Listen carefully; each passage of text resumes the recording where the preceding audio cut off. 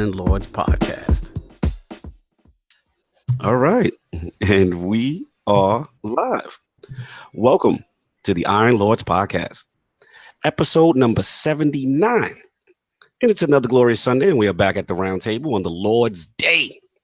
I'm extremely excited about our special guest, so we're going to get right into it. I want to introduce a Lord who, in my opinion, is the epitome of a true gamer, and whom I had the absolute pleasure of meeting in the flesh at E3 2018. This Lord is not only one of the most technically proficient content creators in the game, but his wealth of gaming knowledge is truly a sight to behold. Whether it be his technical analysis of current gen platforms or his retro series, all done with nostalgic feels and outstanding video production. Introducing the premier tech tester and video producer for Digital Foundry, the writer for Eurogamer, Lord of Gaming Benchmarks, and Human Fraps in the Flesh. Making his debut into the realm of the Lords, my man, Lord Don Linneman. How you doing, sir? I'm doing good. I'm not sure I can live up to that excellent introduction, though. I told you, man, we're going to roll out the red carpet for you in the realm. Absolute pleasure to have you. You are Lord man. at what you do, so it's only right we show you the proper respect here at the round table. Oh, man, I appreciate it. It's so nice of you guys. It's great to be here, so thanks for having me. Absolute pleasure to have you, man. We are going to have some fun. All right.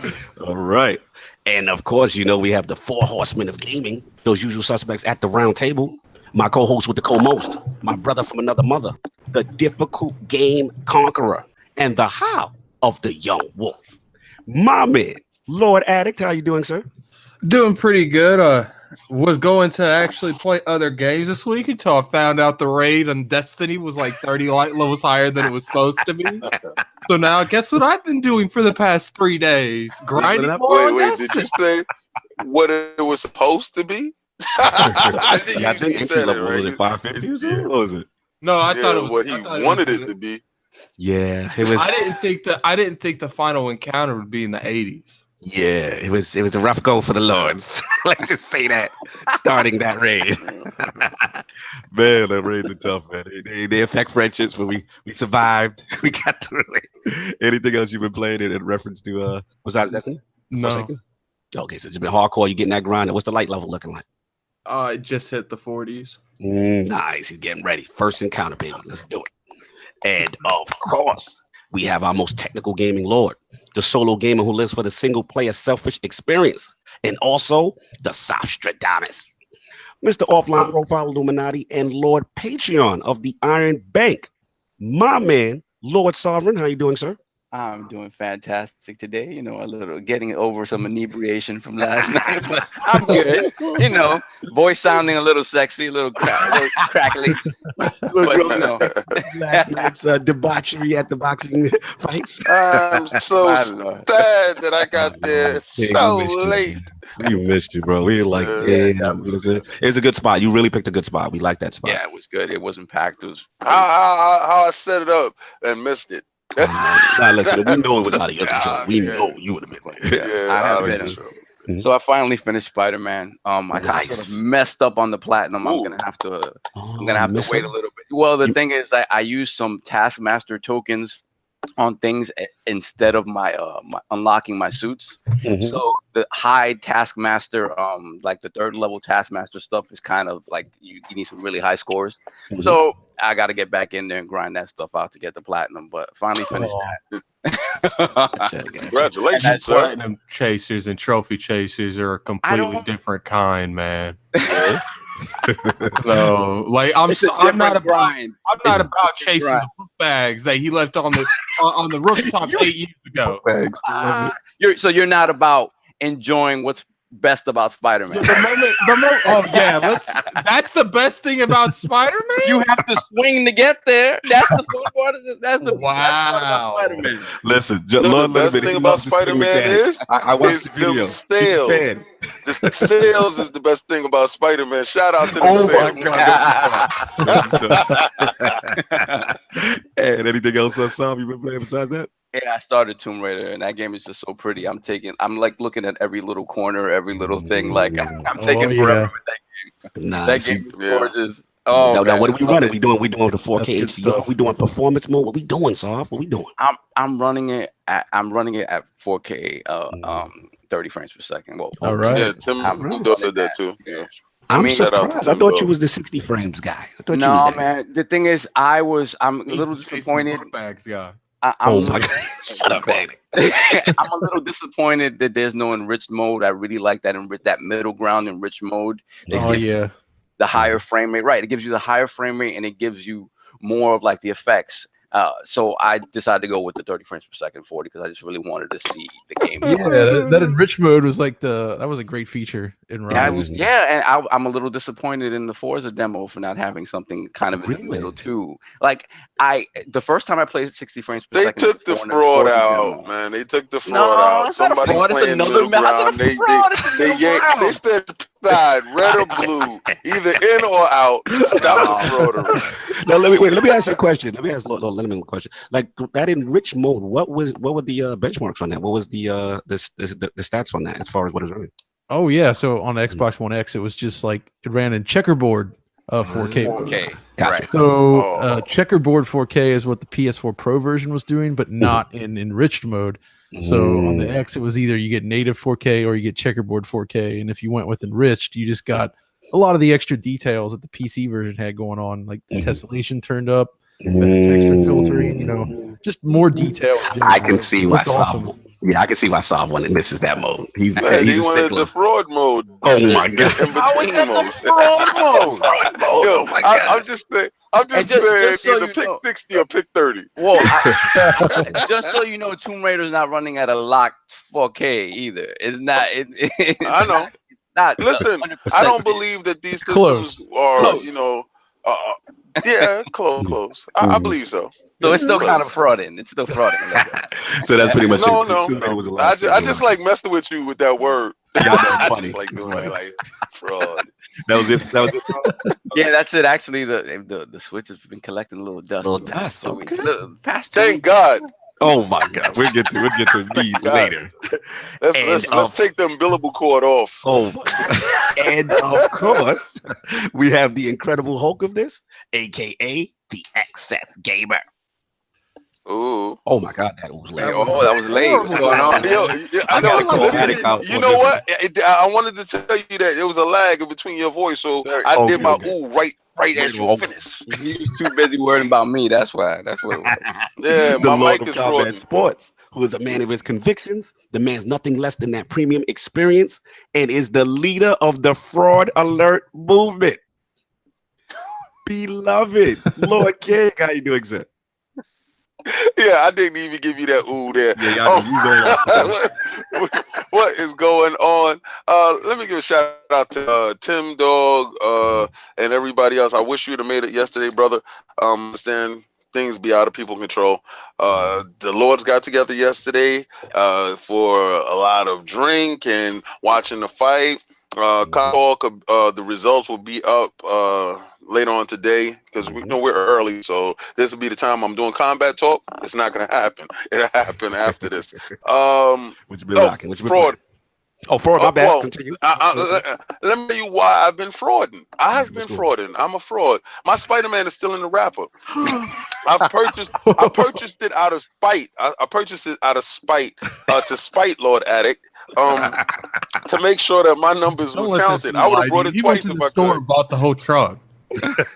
I wish I could push those numbers. There is a bet between Lord Addict and Lord King as far as God of War versus Spider-Man first month sales. So that's the inside behind this whole thing.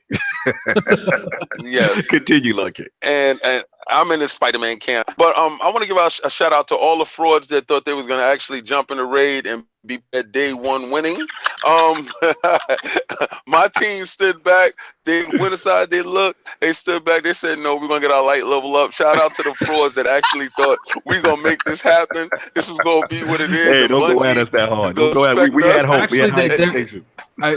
Apparently there's people that's doing the first couple parts of that sectors in the mid 30s. Yeah, 30s. No, it's people that are actually getting the mechanics down. It's just a mechanics thing, and you can actually do damage, but it ramps up severely right after that, which I knew, and I don't deal out. People are getting to the ogre, like I'm out. That's not gonna happen. But I do give a shout out to frauds who actually thought they was gonna try. And I say I'm welcoming you back this week to grind again. Shout out. And I'm not gonna give out any names. You know who you are.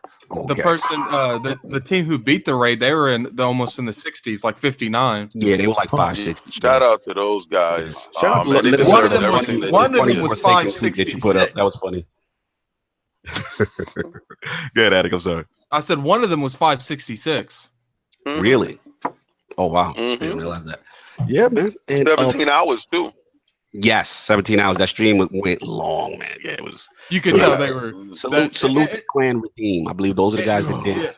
And hours, Jesus. I gotta give a shout out to that Glad dude, or I can't remember. Shout out to Glad. Like I ain't never seen someone like his channel was literally blowing up in the middle of his stream, and he just didn't know what to say about it. He got really emotional. You could tell the toll of it. I believe it was down him and Dado. Dado was still going. He went 24 hours. He still completed, even though Clan Redeem. He was third. Yeah. Oh, you was third. Okay, got you. You know who was second? I have no clue. It was probably that team that was with that was on the same level as that other team, because there was two people at the very end, and the funny part is no one expected that raid to go past the final boss. Yeah, they broke almost all records. It was tremendous raid. Salute Bungie, fantastic. If you haven't seen the raid or experienced it, it's one of the best cooperative experiences in gaming. Shout out to those guys that grinded it on day one at those light levels. I don't know how they did it. The funny thing is, he was after his channel was blowing up with subscriptions and stuff, he was like, I only beat a raid. That's all I did. Yeah, salute to him, man. He was really. So what do you guys think of the raid in terms of comparing it to other ones? It's early, but I'll put it like this. Me and Attic had this discussion offline. It's already in contention for, because right now, just what I've seen, I think is better than Lord. Put it this way: Destiny fans right now hold Vault of Glass and Taken King. Those are the probably consensus favorites as the top raids ever in Destiny. And already we think it surpassed Taken King just based on the bosses, the scope, the length, the difficulty, and narrative. They have a narrative that's cohesive through the raid, which has never been done before. It's really good. So it just comes. I think we just got to do a couple more clears. You know what I'm saying? To get the rest of the community up to speed. It's only about 1% of the community that's completed it. So until more people get in, then I think we'll start to. I think right now there's only 8 people who's beat it. 18. Yeah. So but from what we've seen, man, it looks fantastic. It really does. Okay. They may have outdone themselves with this one. So. All right, and of course, I think we'll be ready, Buffalo. Yeah, we'll be ready. Yeah. And of course, we have the gaming ninja himself, the Shinobi, LordCognito, spreading that realness in the realm of the ILP, not telling you what you want to hear, but what you need to hear. So for me, it was just really simple. Like I said, Destiny 2 as well. I got NBA 2K19 on the Switch. It is fantastic, feature rich. Shout out to my man Hardhead. He was very worried about 2K18. There were a couple of features that were missing. I believe the face scan with the app. And also 3-on-3 mode, full online features. 2K really pulled out the style. Can I ask you a question, LordCognito? Here we go with this game. If you don't keep your subscription, do you lose all your VC money? Are you referencing the Nintendo online service? Yes, I am. Yes, I am. I want to hear the defense that you're going to put up to block that one. Well, it has been determined that Nintendo is not doing cloud saves for 2K19. However, everything on 2K19 is server based on their own servers, so you have to even be online to do a lot of simple things. So luckily in this case, if something happened to my data, it's responsibility of 2K. Oh, okay. I say luckily. I would hate to hear that you spend so much money on VC and you quit in a month and they penalize you by wiping your VC away. Come on now. Hey, I bet you if you ever got their subscription again, you ain't never gonna miss out that payment again. Yes, that is correct. That is like joining the mob, blood in, blood out. And of course, for me also I picked up. Shout out to the messenger, those guys over there, Devolve Digital. Yeah, man, I'm a huge Ninja game fan, so it's like just to play it. It really has that 8-bit vibe of Ninja Gate and NES, and you got your platforming and your skills, and the game is low-key funny. Like even if you go to item shops, there's like a mysterious item shop, and like the game allows you to question the shop manager. Like, okay, so why am I here? What am I doing this? He's like, dude, the game just started. It's too early to be asking these questions. Just keep. It breaks the third wall. It's funny. Like the game is hilarious. It's just vintage 8-bit retro. If you love ninja gaming and all those type of side-scrolling games where skills get acquired, you are gonna love this game. Shout out to those guys over there. Fantastic game. So that's pretty much the one we played when we was in PAX, right? Yes, PAX East, man. Shout out to, I forget his name, Thierry from who sat down, one of the devs over there that created. Fantastic guy. Just to see the game finally come out, man. They treated us well, King. Mm-hmm. Yeah, absolutely. Yes. So now that we got into what the Lords are playing, I want to start off with Lord Linneman. So his video game system history. His journey as a writer for Eurogamer and video producer for Digital Foundry. And of course, what led him to becoming the creator and Lord of all things retro. So Lord John, let's start from the very beginning. What are some of the first video game systems you had and what got you into gaming? Oh man, that goes back a long way, but I think the first actual console I had was the Atari 2600. 26 always does it. Good spot, man. And then from there, I got the Game Boy. Ooh, you went straight to portable. Okay. Yeah. I actually had to save up my own money to get that one. Nice. Started early, man. Nice. I started off with Mega Man. On the Game Boy. Yeah. That's a good card. Yeah, I like that back in the day. So yeah, it started like way back then, and got some of the other systems from there, and then I moved on to the PC for a while. Okay. I think in like '94, I got a 486 PC. Nice. A lot of PC games, and then upgraded again 3 years later to like an AMD K6. Yes. Started dabbling in some 3D cards, and just went from there. You started pretty early dabbling in the PC. What made that transition for you to go from console to PC kind of fairly early? Oh yeah, it was early. I think it was actually like Doom and Duke Nukem 3D, like seeing that stuff on the way. Like Duke was like 95 or 90. It was 96, but it was those first person shooters, man. Like seeing that stuff running. I played Doom at somebody's house, and it was just like it was over at that point. I had to play it. So did you look at the consoles at home like, this is just not gonna cut it? And we're like, I still love the console games. I love the platformers and such. It was awesome, but just. It was the PC really drew me in with, it was first-person shooters and then, like, LucasArts adventures. So I was really big into art and, like, drawing back in the day. I did a lot of cartoon stuff. So, nice. like, playing stuff like Day of the Tentacle, Sam and Max. Okay. I love that stuff. It was nice. Great. This resume's nice. Continue. Oh, sure. Okay. So from there, I mean, it was lots and lots of PC. Once we got to my second PC, I started really getting into building my own, I guess you could say. Gotcha. Upgrading cards, going to Nice. computer shows, which is like about the nerdiest thing you could do. I love the tech background, fellow tech. I can relate. It's like I was getting into. I got like a Power VR card first. Wow, Power VR. Remember that? Yes. Yeah, man. It was specifically the Matrox M3D, which was like a Matrox branded Power VR card. And I, played some original Unreal with that first. Unreal was huge. Yeah, dude, it was awesome at the time. Yeah, those games, man. That was like my formative years. I mean, I got a PlayStation and Saturn in 1998. Okay. So it was late to that party, and I did enjoy. So it was kind of weird because the consoles were very Japanese focused. Yes. So I appreciated like kind of the JRPGs and like Japanese games on that side. But then for the real tech, it was more on the PC. Absolutely. Unreal, Half-Life, Sin.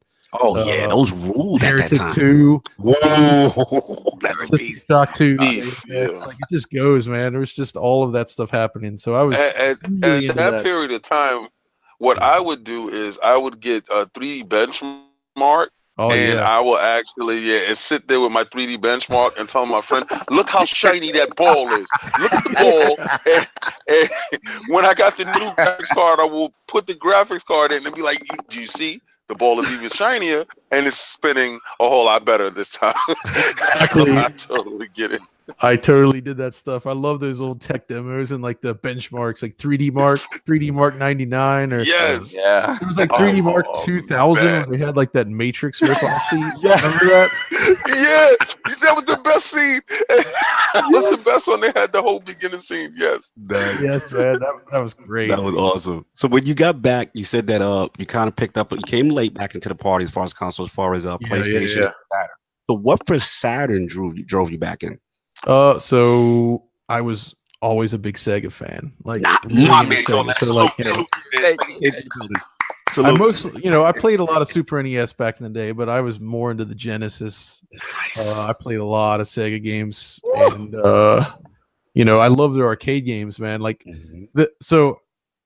it was like 94, I guess, that introduced me to the world of 60 frames per second. It was Daytona, USA. What?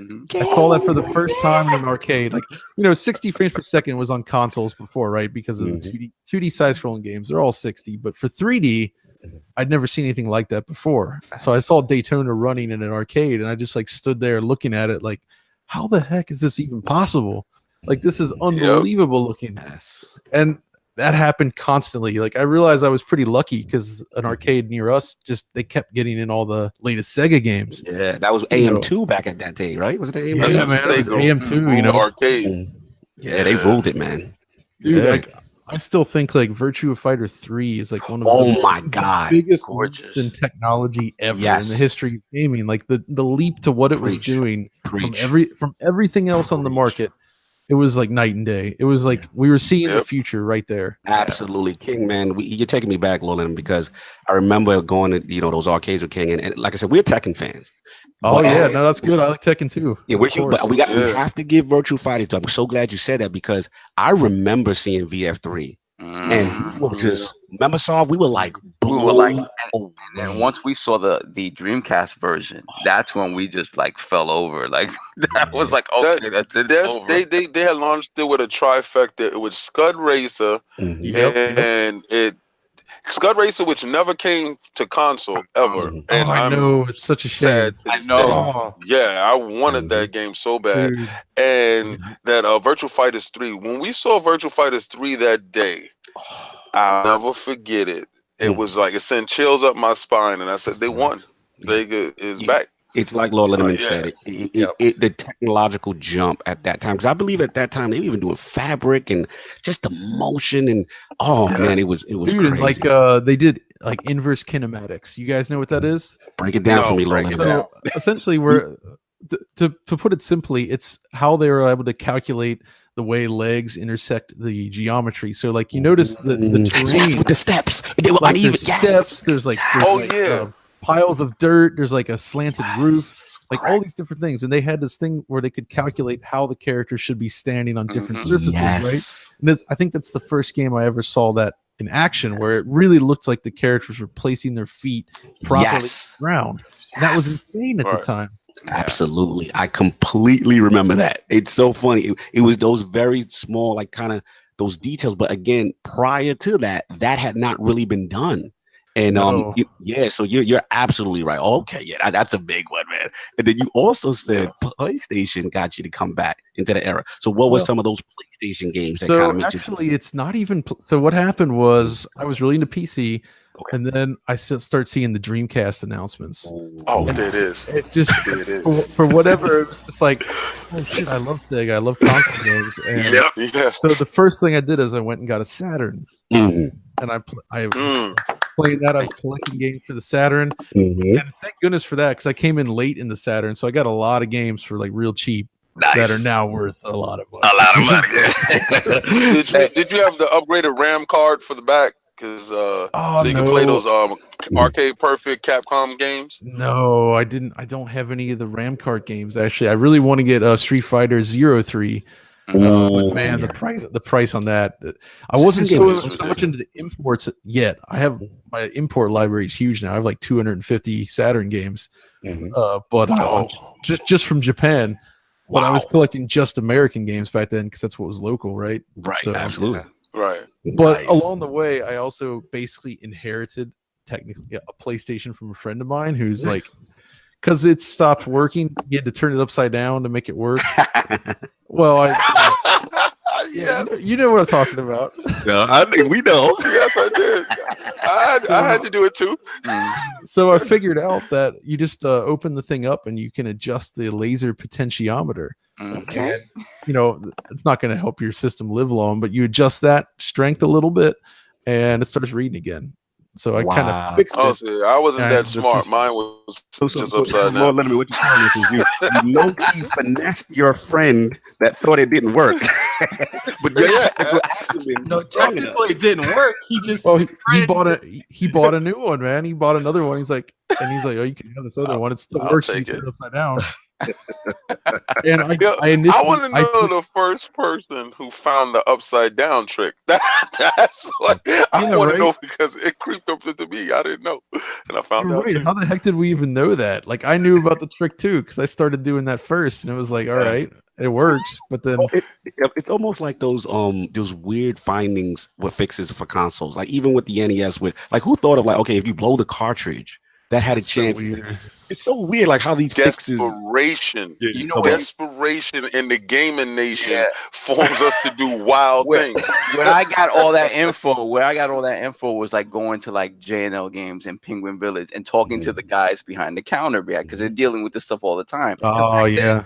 There's no internet, we're discussing this stuff amongst ourselves, trying to figure it out. So that was my source. Like we'd go over there and be like, man, this is not working. Do you have anything going on? Oh yeah, we've done this, that, and the other in the store. And then that information just gets disseminated amongst people, amongst gamers. And that's how we figured all that stuff out. Like the best information I got from Penguin Village and Elizabeth Street was the paperclip mod. The paperclip mod with the eraser. With the eraser. Yes, there's so many weird things back in the day, man. Continue, Lord Linneman, about the PlayStation. So you I will say this though, that the Saturn I got back then still works perfectly. Haven't had to do anything to it. You hold on to that. Wow. That's worth a lot. Things are rock solid, man. This Saturns are great. It's a good machine. Absolutely. That old PlayStation I still have as well, and I don't use that one. I use a different one, but that one does actually still work. It just skips a lot on the videos, so it's kind of usable, but not that well. But hey, it was basically a launch unit, though. Yeah, it was absolutely. Now, from there, I'm sorry. No, you continue. No, man, I'm just saying, so from there it was like playing Saturn and PlayStation, and I got Metal Gear Solid. And it didn't look amazing compared to what was on the PC, but I'd never played anything before cinematic in that way. Yes. And I was completely just blown away by what they did with it. I couldn't even believe. But the whole time I'm playing, I kept thinking, man, this would look so good on Dreamcast. I was always like telling my friends, like, dude, you think this is cool? Just wait till they do this on Dreamcast. And it's and then you got work out that way. And then you got Bleem. Did you play it? Did you use the Bleemcast? I did mess with the Bleemcast, and that's that's interesting. Yeah. So yeah, man. I mean, it looks sharper. It did. Nice. So for me, then Dreamcast hype. I was still playing PC in some of those consoles, but I was really excited for Dreamcast. Leading up to launch, I was going to stores and playing at the demo kiosks whenever I could. I wanted to import it, but it was hundreds of dollars at the time to do that. You'd be looking at spending $1,000. It's just So yeah, I couldn't do that back then. No way. Lord King was. He was input. Did you do that? Important. Yeah. Listen, every system that you mentioned, I imported every system. I had a Super Graphics. Yes. Dude, that's how crazy I was. I bow down to remember you. The PC. Remember the PC Engine? I forgot the name of it, but it was like a PC Hour, and it was because PC Engine out there was PCFX. Yes. I purchased the PCFX. And it only had like 6 games. And I probably taught myself Japanese, to be honest with you, during that whole period to play certain games. Dude, but yes. That is so freaking awesome, man. I'm a little jealous that you got to experience all that back then. Yeah, man. We were big on that because we were lucky at coming from New York. We had a lot of local import places that we would go to, and yeah, they would have literally like, you know, the PlayStation or these systems a year before American release. And the only thing we had to learn was figure out like some type of a translator, and then get used to either the X and the circle button being reversed from a confirm and backup input thing on the controller. But once you got past that, it was the same. So it was like we just couldn't wait. We needed to see what the new tech was going to be before it came to the stage. That is amazing. Yes, yeah, and I was a junkie that couldn't stop. Yeah, I had to just keep going. You still have your super graphics? No, actually, I don't. Sadly, I wanted to do the museum thing because, like, you have a Saturn. I still have my Saturn. I have purchased me a Dreamcast off of eBay. I purchased an original GameCube, the Panasonic one. I love that one, the metal one. Yeah, that's awesome. Yeah, beautiful. So I try to go back and get these systems back, but at that time you're younger, so when the new system comes out, I go right down to the little shops, mom and pop shops, and sell my old systems to get the new ones. To get the new ones, because they would give you trading deals. I get you, man. Yeah, I traded in some stuff as well back in the day to get like new video cards. Yeah, man. And again, King was the man because like we got to experience like Neo Geo because of him. Man, big cartridges, but they were arcade perfect, and you know what I'm saying. And we had like I remember seeing the TurboGrafx 16 CD first because of him, and that was like an arcade perfect Fighting Street. Remember Fighting Street, the first one before Street Fighter? You know what I'm saying? It was Fighting Street on TurboGrafx and the CD. I just to hear the audio of there's many like you, but there's all over the all over the world. Man. I traded so much stuff in that I regret so much now. Like I let's not talk about how many sealed copies of Panzer Dragoon Saga I had in my possession. Oh no, the pain. I don't. It's painful to think about. It's really bad, dude. Yes, but that was that's the life. The life was you had to trade up to get higher. Like so, I found an outlet that was selling Neo Geo games launch. Like when it came out in arcade, they also came out there. So the games was $250, and just the cartridge, and you would be able to trade in your old cartridge, and they'll give you $100. But the sad part is, okay, I get $100. I paid $250. I lost $150. But then I would see that same cartridge selling for $225 in the store, and I just look at him like, this guy is robbing me, and I'm his only outlet. Oh man. So you picked you're anticipating the Dreamcast. You're really hyped. Now, did you pick it up on launch, or did you get it late? Oh yeah, definitely. I got it on US launch, of course. Picked it up with Sonic, Soul Calibur, and Blue Stinger. Woo! Yes, Blue Stinger. Yes, Blue Stinger. And those were good, dude. And then so yeah, man, I played Soul Calibur first when I picked up the system, and just mind blowing at the time. Absolutely amazing. Absolutely. Remember that launch lineup, Lord Linneman? Like, dude, it was great. Strong, man. That Soul Calibur arcade perfect. I mean, they had 2K series, so many good games, man. Dude, yeah, the 2K series was a huge thing. Like NFL 2K looked unbelievable at the time. Ready to rumble? Yeah, Ready to Rumble. That was so fun. Yes. No. They had Hydro Thunder. I was just gonna say that arcade perfect Hydro Thunder. Yes. Yep.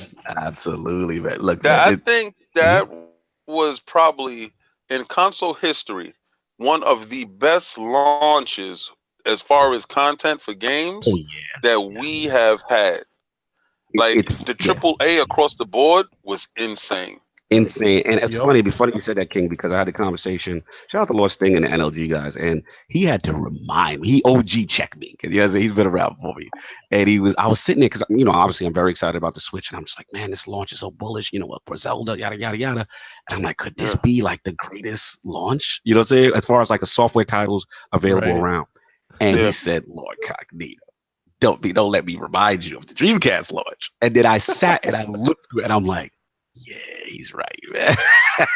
It was so strong. That launch line was Did we have strong. Code Veronica at launch? No, that wasn't was launch. like March, I think. Yeah, and I don't think. okay. Yeah, and Shenmue was later it was also. close. Yeah. But they still were Yeah. very strong out the box, and they pretty had every genre locked down too. Wait, did you say the Nintendo Switch had a good launch? Yes, it was impressive. It had Zelda. Oh my, That's yeah. all. Addicts World. He thinks Zelda was the only thing that. What launched other that. game? I'm not even gonna get into this. What right other now. game? Moving along. No, you can't just say, what other game?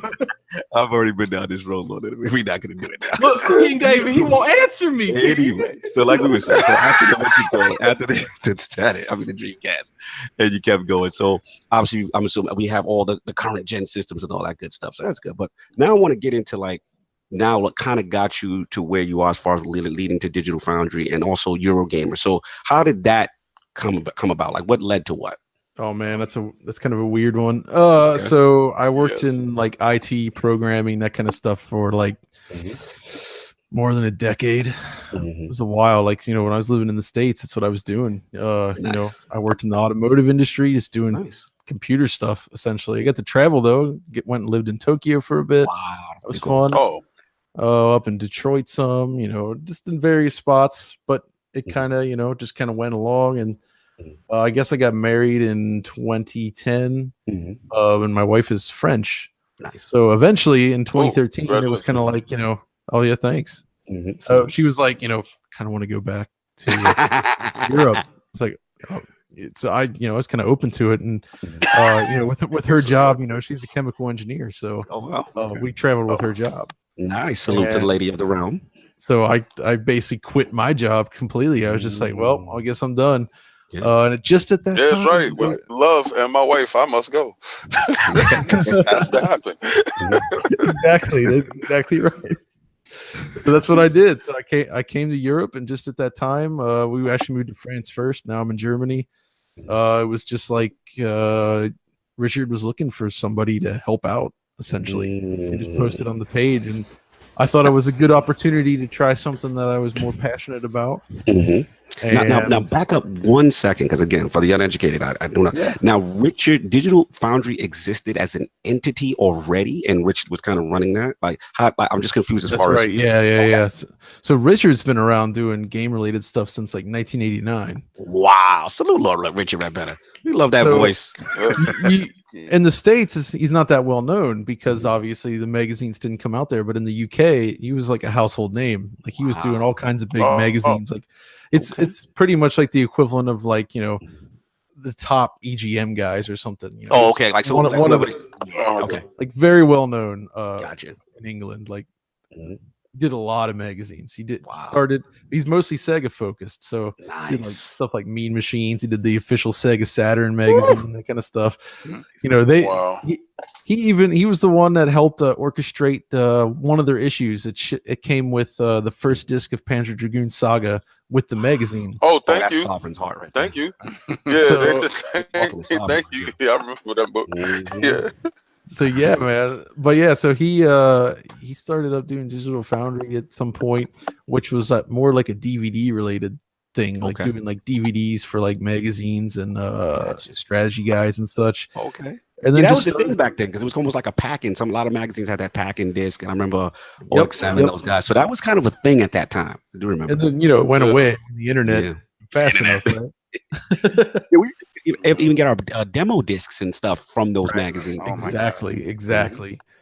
So it's pretty much, I mean, he started it up. As far as I can tell, like those first Eurogamer articles, you guys remember those?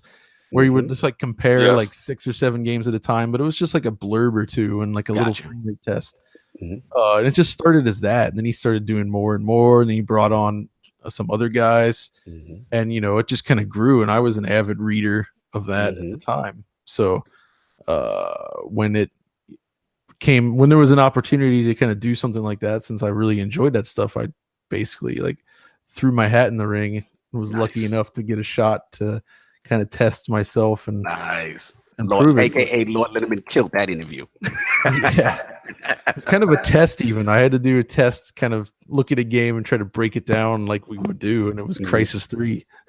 Ooh, that's a good start, man. because that was the one that was just hitting at the time, and it was like, all right, that's a good one to look at. But when I started there, we were pretty much just article based, right? Like for the first 2 years, all I did was write articles, and do some screenshots, and the frame rate videos were just like short videos with no voiceover or anything. Oh, wow. And then in 2015, we started a push to do more like what we do today. And I think my first videos that I did with voice was I did one on Xbox streaming on the PC, and Gears of War Ultimate Edition was the first big comparison video I did with voiceover, and that thing took me like a week and a half to produce. Yeah, I do. I remember that one actually too. The quality. That's one thing you guys over there. Very high quality on the breakdowns. That was a big one. That was a big. That was a big one. Yeah, no, that was a. I love me some Gears. So nice. Same here. That was kind of like the learning game for me, figuring out how to do the video stuff, and it just kind of kept evolving from there. Gotcha. So then it went from, now let me get it started from kind of like writing Eurogamer, and then you kind of then transitioned into the video production side and kind of leaned more into Digital Foundry, because they're one entity, right? Or just break it down for me. Is it one single entity under the Eurogamer umbrella, or they're separate?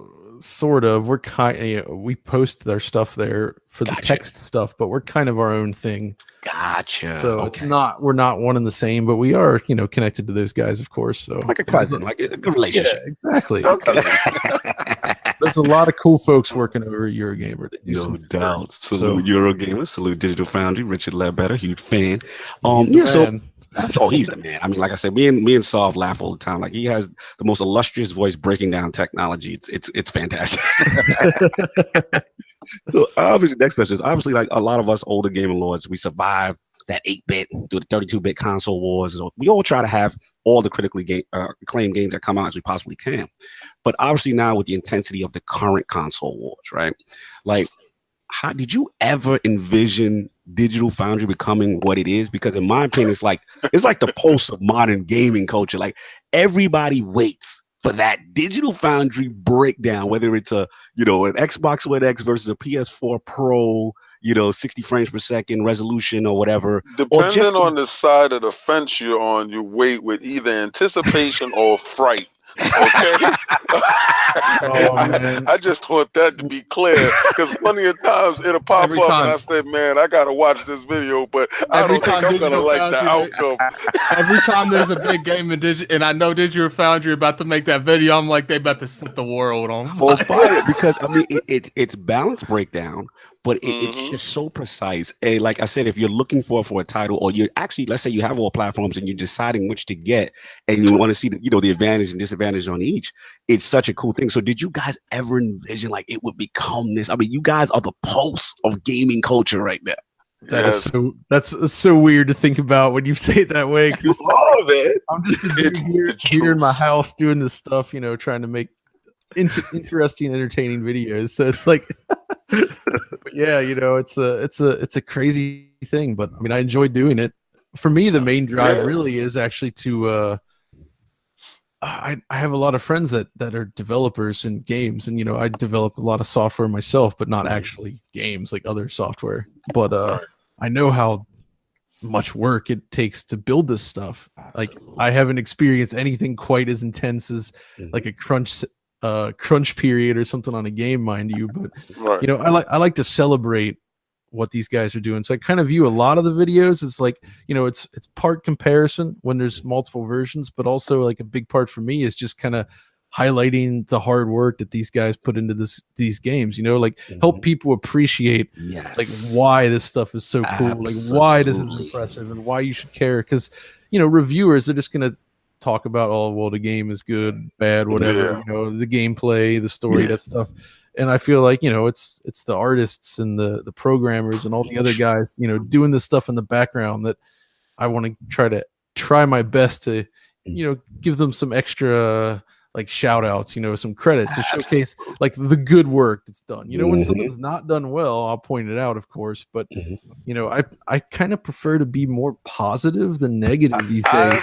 I've noticed that the reason why I gravitate to the channel is because, one, it's not biased. right? It's just facts. Well, you know I love everything, so exactly. Yeah, we got everything. So, and the breakdown of these facts, the whys and the hows, and this is what you should be looking for. Like when you see this and you say, like certain terms that I'm not well versed in, where LordCognito is well versed in, or Lord Sovereign is well versed in, and I see these terms, so I'm able to have a conversation with these guys about what I've just seen with your channel. You make me more knowledgeable going into the conversation with them, and I use your vernacular to attack them. Like the tessellation was off on the hair. And let me explain why. No, it's true. I just love how lit they make Twitter. So that's all I care about. The millennial, of course. It's an effect. For me, the big love is, I mean, I love all the tech breakdowns of the modern stuff. But for me, it's the DF retro. Thank you so much. For me, that speaks to my heart in a way that, like, it's stuff that I would love to be able to do myself. And it's just because, apart from you breaking down like a specific game and the history of that, it's a history lesson in and of itself. And that's what I love most about it, because you'll break down, like, for instance, Doom. Like Doom, you took every single version of that game and explained why it was different, why it was special, why things were different, and at the same time, you're explaining sort of the culture around gaming at that time to sort of understand how these differences came about. It's you attack it in a way that shows how much love and reverence you have for this stuff. That I love it. I mean, oh man, I'm so happy. I just noticed that you guys put up I'm sorry to cut you off, no, go ahead, 60 press conference thing this morning. Yes. Oh my God, just to sit there and just listen to you guys talk through that stuff. And obviously you see everything in 2020 hindsight. But just to see like where the vision was then and where things are going, I love that stuff. I just love looking at stuff like that. Absolutely, so man. I appreciate it very much. Man, I thank you very much, because the retro stuff is like my own passion project. That's the stuff that I love doing the most. Absolutely. And it comes across. You can feel it. Yeah. So, I mean, might as well transition right into the question I have for you for retro, because obviously, like we also know you as the ambassador for that. You know what I mean? And like what you do is similar to what Saul was saying, is that you guys almost do like what you do specifically, which is great, is you put people in the time capsule of what was going on during the creation of that console or that game. Yeah, that's what I try to do. Dude, you got that on Smash. There's no one beating you on that. Like, I remember what I was doing. I remember the climate of the game and the industry. And then sometimes even when you take a franchise, what you'll do is you'll have the evolution and every iteration of the game on different platforms, and just to see the growth kind of to like where it comes now. Like Tomb Raider, you did that before. And it's just such a nice touch and a celebration. And like you said before, like it's about giving credit to the dev. What was the thought process behind them choosing this versus that? You know, that kind of thing. Dude, you kill it with that, man. And Iron Lord, salute to you for that. Like, I love the retro series. Fantastic job. Oh man, that's so nice to hear, because you guys are exactly getting what I'm trying to do. So it must be at least somewhat successful then. No, it's very successful. Like, because I watch when the videos pop up on my YouTube feed, which is probably I don't know. I've turned into this weird guy that YouTube is actually my information highway. And it's like my go-to. Like when I decompress from the world, I go straight to YouTube. So normally you guys will pop up and then weird stuff that they'll recommend, and I'll go straight to watching that video, even if I don't have any thoughts of purchasing that game. I want to see the comparison and the breakdowns into why, and that directly goes into that Chinese system that just came out. Oh, the thing that Richard did, yes. And I was intrigued by it when I saw them talking about how many cores it had and all this other stuff, and then to see that you actually got the system in-house and the size of the system and the build of the system, but it actually is running as like a PC opposed to a console. But I posed a question yesterday. I said, well, maybe they view consoles the way we view PCs, and it's their view, because we don't live in their culture. So it has Windows 10 on it, and maybe their boot up and stuff like that is of console their self, but it's this powerful. And I saw the games that were playing on it, and I said, wow, it just took me to something that I can't access right now. And you guys gave me a window into something that I was very curious about, and I was appreciative that you actually did that. You guys actually took the time out to get that system to do that. Oh yeah, I'm so glad that was possible to do that, because I don't know the whole process, but I don't think it was so super easy to get. I know. So were you able to get your hands on it though? How were you able to? Well, Richard has it at the moment, so I want to check it out next time I'm over there, actually, because it looks kind of neat. Yeah, so I do have a quick question for you. Was there any particular project that you did that blew up a lot more to your expectation, where you was like, wow, I didn't expect that? Well, let's see. Okay, so there's two, I guess. One is that we did that thing on the PS3 conference earlier this year. There's just the three of us talking about it, right? Yeah, that was just like Killzone though. I was just like, hey, this sounds fun to do it. I didn't expect like anybody to watch it, but that video keeps coming back. People keep watching it. I'm like, all right, that's cool. I'm glad people like that one. I think that as part of the retro series is perfect, because again, a lot of our memories, like you look back then, your memories of those events, right? Back then, it was hard for us to actually watch these events, right? We got the news coming out of it. If you weren't at an E3, you'd be able to get that afterwards. So all of the excitement around the tech at that time, or all the rumors and all like with the PS3, you're gonna have to get another job or whatever, all that stuff. Like it puts you back in that moment and how you felt, like you were pissed off or like you were elated, and it's just the fact that you can sit and discuss that stuff now with all that hindsight. It's equal parts educational and hilarious to do. Real quick, not to interrupt you guys, shout out to Lord Samuel Tolbert, one of our editors for the TICGN website. He said, thanks for the ton of work that you do, guys, like you do, John. Been following since 2012. Always enjoy your tech breakdowns. It's one of the reasons he began studying engineering. Wow. So you out here inspiring, man, in the realm. That's awesome. That's great, man. You love down here, man. You love down here in the realm of the Iron Lord. Make no mistake.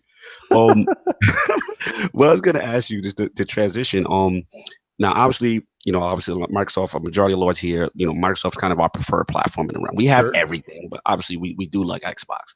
But now, can you tell us what led to one of the biggest exclusive tech reveals ever, in my opinion, by Digital Foundry, which was the Xbox One X? And at that time, just to put us into place, you guys were kind of allotted that ability to go behind the hood before anyone, and get a chance to see that tech. So break down that whole process, and then just, the Scorpio, the chipset, that whole thing, and getting under the hood and down and dirty with the Xbox One X. Oh, no, that's a little tricky one. I'm not actually sure how much I can talk about. I don't want to get it. We don't want to get you in trouble. He said, listen, tell us how it happened. Like, you can answer it this way, too. You can, obviously, you can't, whatever you can divulge, obviously, please do. But we don't want to get you in trouble. But as far as just the experience itself, like getting your hand, can you talk about just how you found, like, putting it through its paces or some type of benchmarking, or just all I can say is that just the opportunity alone kind of blew my mind, and it was man, like. Well, okay, I have this question though. What kind of thought press did you have when you found out that you guys were doing that? Yes, I was just like, wait, what? Like, that's how I felt when they said we were having you today, right? And like, because it was we have a chat, right? And in that chat, is like, what are we gonna do for the week? So pretty much, last week I had a question. I had a topic that I didn't use, and I'm really passionate about this topic. So I said, we can cut that last week because we had a guest on, and I didn't want to go over. I said I'll save it for next week. So and I'm in the chat, and I said, well, my topic is the same as last week. I just want to expound on that. And then they said, well, the guest is you. Right? And I looked and I said, yeah, right. Oh.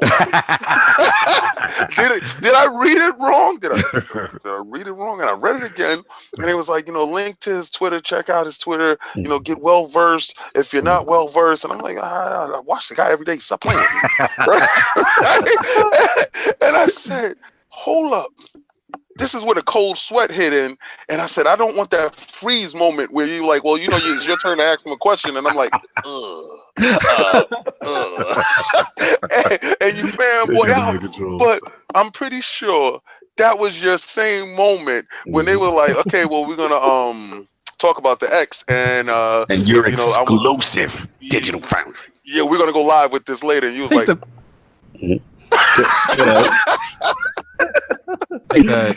That was one of the biggest things being talked about at the time. Yeah. And it's like, then you just randomly wake up, it's like Digital Foundry revealing them, not just like dissecting them, they're revealing them. It's like, yo, why Microsoft letting another company reveal their own product? I thought it was genius because they understood exactly how important you guys were. Yes. Well, there's not too many people in the industry that could do something like that on a positive effort like that. No, it's not even that, Addict. It's the fact that they are the go-to. Mm-hmm. You understand? Like this is how confident. This is what I took from it, right? They were so confident in the tech that they were about to reveal. And this has been unprecedented to give it to a third party to do that, dissect that, and say what it is that you choose to say about it without, saying, you can't say this or you can't say that. I don't know for sure. But I thought it was supreme confidence in that and knowing that they know your audience, that your audience will tune in. Facts. And how big you guys are when it comes to that. I think that was equivalent to a game being so confident they review copies a month early. Absolutely. I mean, they're like, come at me, I don't care. Let's go. Good. That's exactly right. Where it's just like, the hardware is just really good.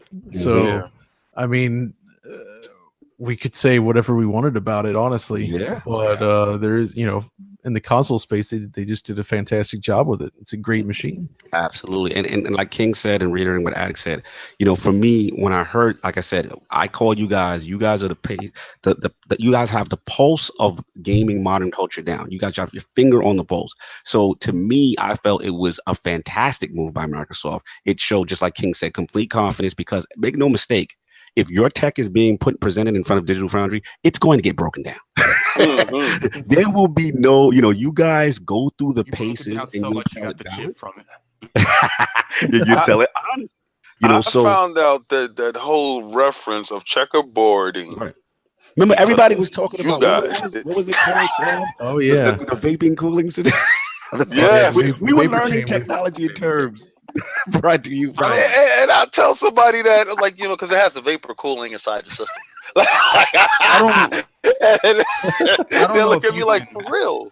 Yeah. I don't know if you could comment on this, but was it true that when your article went live, your site crashed because there was so much traffic? Because that's what I heard. Oh, I can't remember, but I feel like that might have happened, or at least it was really, really slow for a short period. Because I remember people was like, the article's up. I was like, I'm waiting for that video. I'm not reading all that. It wasn't up too long afterwards, but it felt like that 10 minutes was a long time. I think what Microsoft realized was that they were so inadvertent. You guys, because of all the tech breakdowns that happened at the beginning of the console of this generation, 2013, with the Xbox One and the base PS4, and all the comparisons that resolution gate and all that stuff that you guys were sort of inadvertently kind of in the middle of because of your tech analysis. It was just I thought it was genius on their part to go right back to that source and say, you know what, here you go, guys. It's kind of funny too, because it's we'd already with the PS4 Pro, that kind of stuff got out there, right? So we posted all these news stories about the specs ahead of time. Yes, so I feel it's almost, if we could just get it official word from the mouth, or actually see it directly, it's kind of clears up the potential for errors there. With the pro stuff, it's you have to go from what you have, and it's if something appears worse in those documents than the reality, that you got to clear it up, right? So I can see the benefit, but if you're gonna do that with a group like us, I guess you got to be confident in the hardware, like you say. Like, Crazy confidence. Like 2012, Nintendo comes with the Wii U or something. Absolutely, but like I said, I mean that it was ultimate confidence, and like one thing you just nailed a good point too is that by having that. As opposed to the pro situation where it's a lot of inferring, right? You guys are sitting there based on rumored specs, and you can only do so much as far as what you guess. But it's really cool how you guys break it down, and then when the X came, and then it's like, okay, we don't really have to do any more inferring. We have it here. Microsoft is letting us go put it through the paces and see some stuff. And I remember that Forza Horizon, the not Forza Horizon, but a Forza kind of spec demo or something that they were showing you guys at the time. Oh, yeah. And it was just fantastic. And you guys were like, hey, it's only utilizing, this percentage of, the Xbox One X is not really all the way optimized yet. And it was just really fascinating stuff just to see you guys break that stuff down. So yeah, salute to you. Got tremendous job with the Xbox One X, coverage. I thought that was a fantastic get for Digital Foundry. I thought it was, again, complete confidence by Microsoft in the tech, and it was cool to see that whole thing kind of unfold with you guys, and definitely salute to the team for that. That's cool, man. Thanks. Yeah, it was I'm kind of glad to see the competition come back into space like this as well. Like you have all these console manufacturers like vying for your dollar. It's like Microsoft being on top of the world with 360 is what led to the original Xbox One. Right? And they were just too confident in what they had going on, and it was this Don Mattrick years. I always say the dark years. Thank you. Because I say this Phil era is the greatest era so far for me. Because listen, I'm a Sega head, all right. And I tell people every day that Microsoft is the baby that we never wanted. And it's because that Sega died. So Microsoft actually, stepped into those shoes. Yeah, a lot of Sega kids went over to my Xbox. That is true. Yeah. Is it because the system is a dark color system? I have absolutely no idea. But it filled that void where we wanted it to be Sega. We always want, if we can take the name and put it on the box and it be successful and it's Sega, we'll be happy. Those kids that don't know that just Microsoft kids, these are the original Sega kids. We're here for that. And now, seeing that Microsoft have grown into this entity, like you said, with the 360, and they got the hubris that had them believing that they can do anything and anything. They was omnipotent, and we will follow no matter what. And they fell flat on their heads with the first Xbox.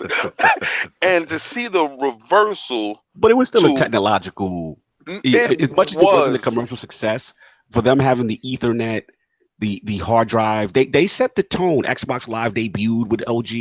Right. Original Xbox was great. From a hardware perspective, you're talking about the original Xbox One. I'm talking about the original Xbox One. I'm talking about 2013. No, I'm talking about I'm not talking about that. I'm talking about the original Xbox One, where they fell flat on their heads, where they thought the messaging was mixed, and they thought they can do anything, they can recover from anything. What happened was when they put their games out, and they say they didn't understand that Digital Foundry, we're going to do a breakdown.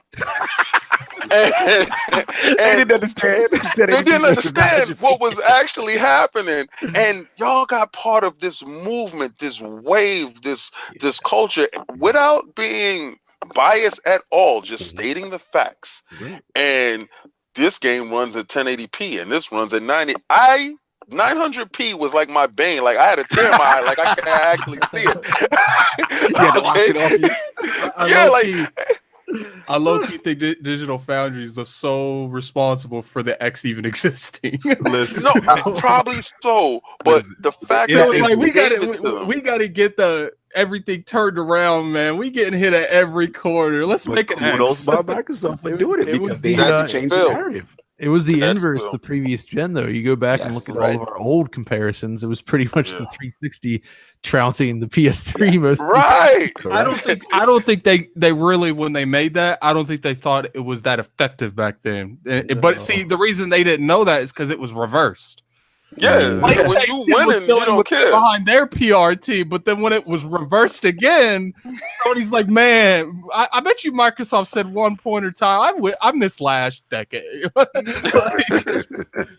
God, the thing that sucks is like, the community latches on to whoever like the winner and loser is. Yes. So like during the Microsoft era, it was like, oh, DF only likes Xbox. Yeah, you get paid off. And then it's like, and then it flips around for the next gen, like, oh, they only into Sony. They don't like anything else. And it's like, it's so true. It is so true. And that's where I sympathize with you guys, because, with every positive thing you may say about Xbox One, and every positive thing, the other side will always accuse and be, oh, well, they had exclusive rights to the Xbox One X. There had to be some kind of influence. And then, like, when you guys do something on the PlayStation side and it really shows, how something is great, even with the Spider-Man thing, that broke the internet, right? Dude, I was very angry about that. I was happy that you guys actually did the Spider-Man thing, because I played it at E3, and to hear the negative that they were saying, the Puddlegate, and just no, go ahead. Just out of curiosity, what did you think before you did any analysis or anything on the Puddlegate scenario? Well, by the time it popped up on my feed, I was already playing the game. And I was just like, guys, like, if you actually see this thing running and play it, it's like, it looks awesome. Like, what are you talking about? Yes. Well, the funny thing is, people in this community actually pretty much started the Puddlegate. I think the Lord Kofi literally started the Puddlegate. Oh no! Well, and I told these guys, I said, listen, because they know I like Xbox, but I said, let me tell you something. This was my game of the show. Like, Spider-Man was the game of the show. And I said, I touched it. I said, if you get a chance to touch it, if you see it, my thought was, I'm always jaded by the Final Fantasy demo that they showed, and we never actually got that game. Remember when they was dancing in the ball? Yeah, that's when we learned the horrors of vertical slice demo. Oh, yeah. Yes. So I saw the CGI, which I thought was CGI for Spider-Man at the time when they showed. That's all. There's no way the game goes. The game really does good on that CGI to actual gameplay. Yeah, the transition between cinematics and gameplay is pretty simple. I mean, the game or the cinematics are real time. Yep. It's real time. Yep. Yeah, you can pause at any time and like mess around with the colors and depth of field and like manipulate it all you want. And it's amazing. Just they do that awesome job of transitioning between cinematics and gameplay. I love that kind of Spider-Man has never made it so easy to make thumbnails in my life. Now, let me ask you this, because this is what they were attacking my man Lord Linneman for. They were like, people in reference to Spider-Man, that your statement in reference to that there was no downgrade as opposed to an artistic change. Now, do you stand on that square still? Like, are you letting the fanboys know that there's no downgrade here? I think people have misunderstood when you say artistic change. They think, oh, they just changed it because they thought it looked better. It's like a lot of times in this case, like, I think the E3 puddles kind of look better. And I said that in the video because the reason I think they change it has to do more with the amount of work required, because there's not really a technical difference between how the E3 and the final game turns out. Maybe a slight difference in the resolution of the cube map.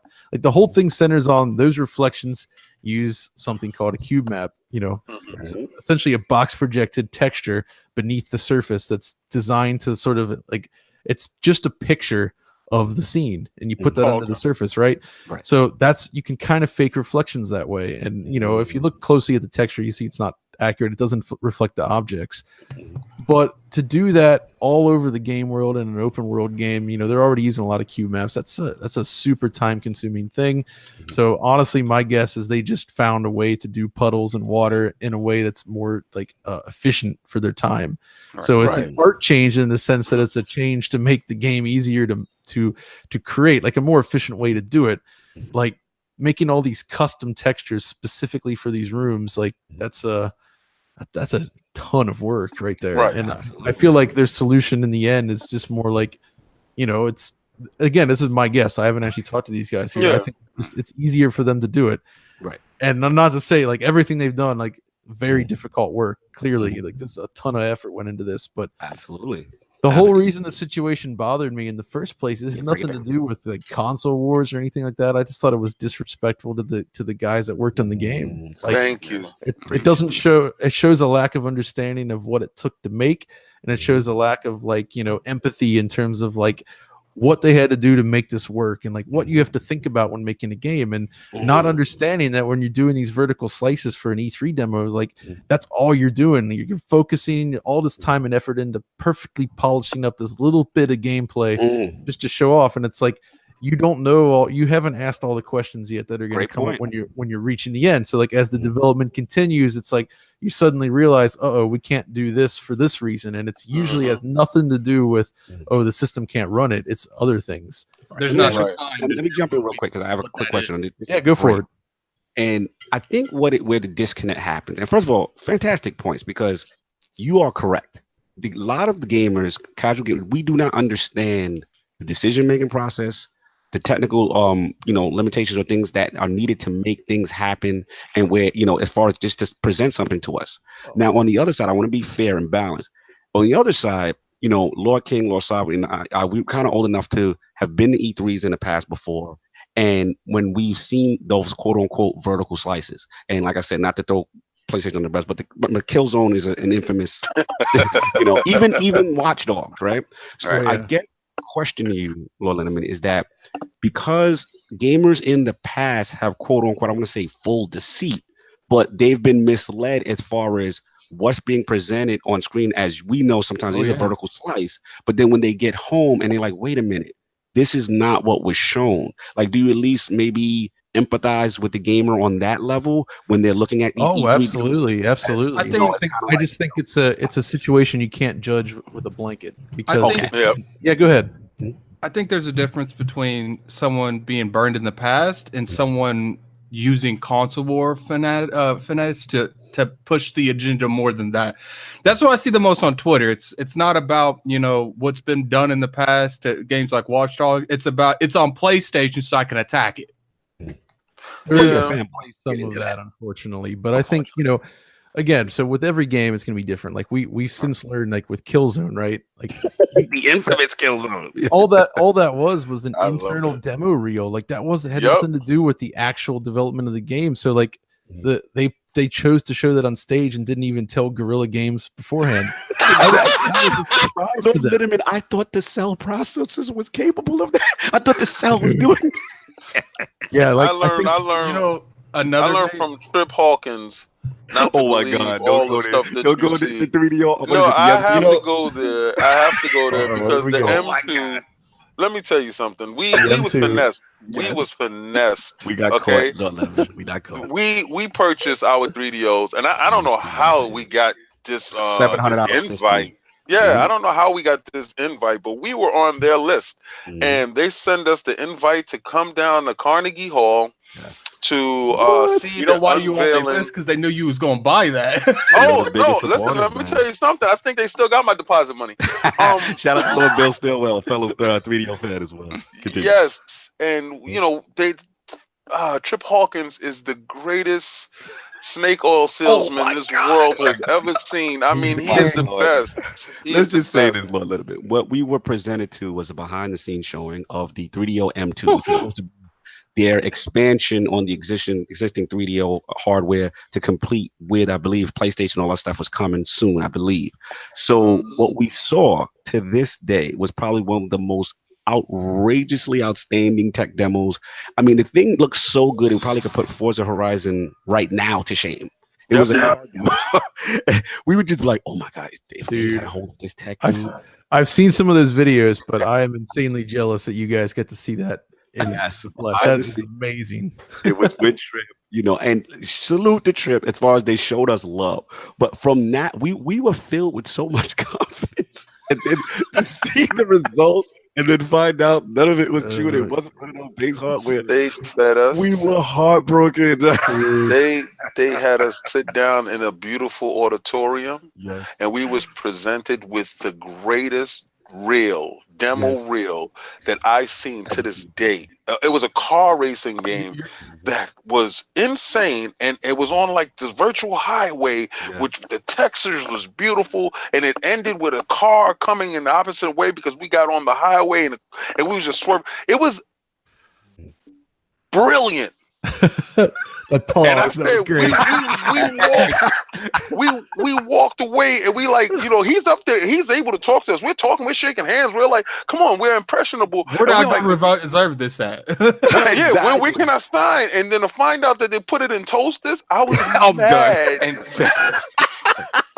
So you know that there's been like 5 games released for M2 hardware, right? Are you serious? What? Yeah, so that hardware that was being developed was picked up and used by Konami. And there are, I believe, 5 arcade games that use the M2 hardware. Oh, offline, we've got to talk about this. I need to get that information from you. We'll talk offline on that one. That is amazing. So one of the first ones to look up is something called Battle Tryst. It's like TRYST from Konami. Okay. It's a 1998 fighting game, and that game is based on the hardware. So yeah, there's a few others as well, but I think it's called like Konami System 16. Okay. Even though it's technically the M2, but it's so Konami jumped in and kind of took over as far as the hardware, or just I don't actually know how it came to pass. They licensed it out to everyone. Like that thing, we thought we were the only people in the room, and he was talking to us. He was talking to everybody in the room, and it was people that was there to purchase this tech. And I believe honestly that he sold it, because after that, we thought that the system was coming. We were ready for the next system, and heard that it sold off, and it was in toasters. Like I was like, we'll definitely get into them too later. I was sorry for the tangent, but I had no idea about that. That's fantastic. Dude, the 3DO is interesting. I do plan to do a DF retro on that and the Jaguar at some point. Oh yes, my Jaguar episode's been in the works for a while, but we'll get there. But the thing about 3DO that's interesting is it's like, you look back, a lot of developers like really started to take off there. Like that's kind of like Naughty Dog took off there, right? That's where they started getting deals with Universal. And then Insomniac Games, we're talking about Spider-Man. I mean, they started working on 3DO first. Their first game, which was Disruptor, was originally a 3DO game. And like, those guys were working on that system. And it just seems like there's a lot of weird connections that started from the 3DO that spiraled out into all kinds of crazy areas. Absolutely. What a crazy time, right? Oh my God. I love that time. Yeah. It was awesome. Nuts, man. Let's move on. So basically, obviously, Lord John, we know you as the benchmark, one of the benchmark guys, and you are kind of known as the human fraps. So when did that obsession with frame rate start? Like with frame pacing and just breaking down, like you are that guy when it comes to frame rate in this generation. How did that obsession start? Man, it's kind of so. That goes back to this earlier story with Daytona USA. Is the first game that made me say like, okay, 60 FPS. And I went on a mission to get that at home. Like when I was buying 3D cards, I was always looking. It's like, they're just not as smooth as the arcade. It's not, this isn't Daytona. And that was the obsession. And it was, I think it was when I finally got the Dreamcast and started playing all those games again and just seeing that it really kind of hit home, like how much that mattered.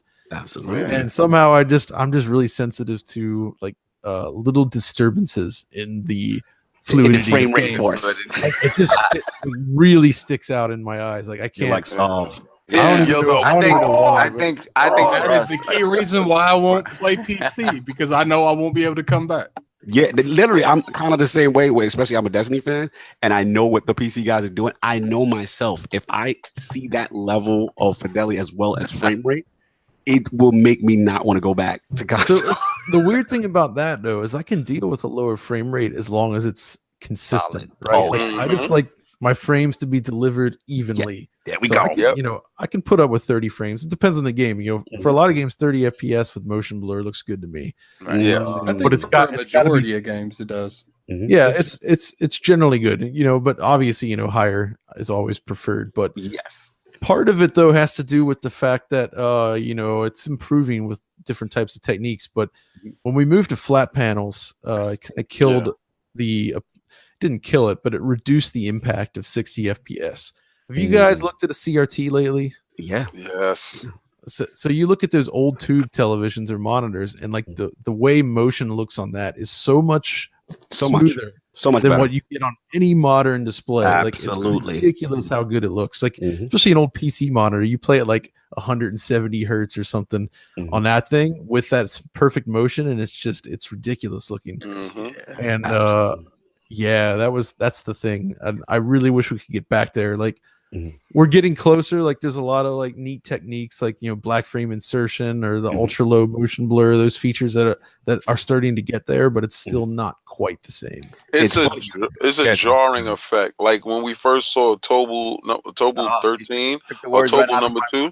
Tobu number 2, yeah. Yeah, when we first saw that on PlayStation, and that's when we knew what 60 frames per second looked like. Yeah, it was a flat shaded polygons, but the fluidity in the characters and the speed, that's when we knew it was something different. Like, we understood at that point in time, we want more of this. This is what we want more of. And just for reactionary and everything like that. And I even learned terms from you, like, you know, just frame pace. And you be like, hey, the frame pace is a little off here. And like, now it make my eye more perceptive because of you when I look at games. And I'm like, yeah, I see what he's talking about now. You know, it's just not smooth. The frame pacing term is kind of a weird one. I think we just kind of came up with that out of nowhere. I love it. You can call it all kinds of different things, I guess, but it's really just about like how long a frame persists on screen, right? Right. So like if you have frames that are on screen for variable amounts of time, it looks jerky. That's really all it is. And you know, that whole frame time thing was for a while, like nobody really understood like what that was about. So like you get those dual graphics cards and SLI on the PC, and it produced a lot of those problems. People always call it like micro stutter. And that's basically what it was. It was just the frames were persisting for different lengths of time, and it didn't look smooth, even if your frame rate was really high. Absolutely. So that was the issue.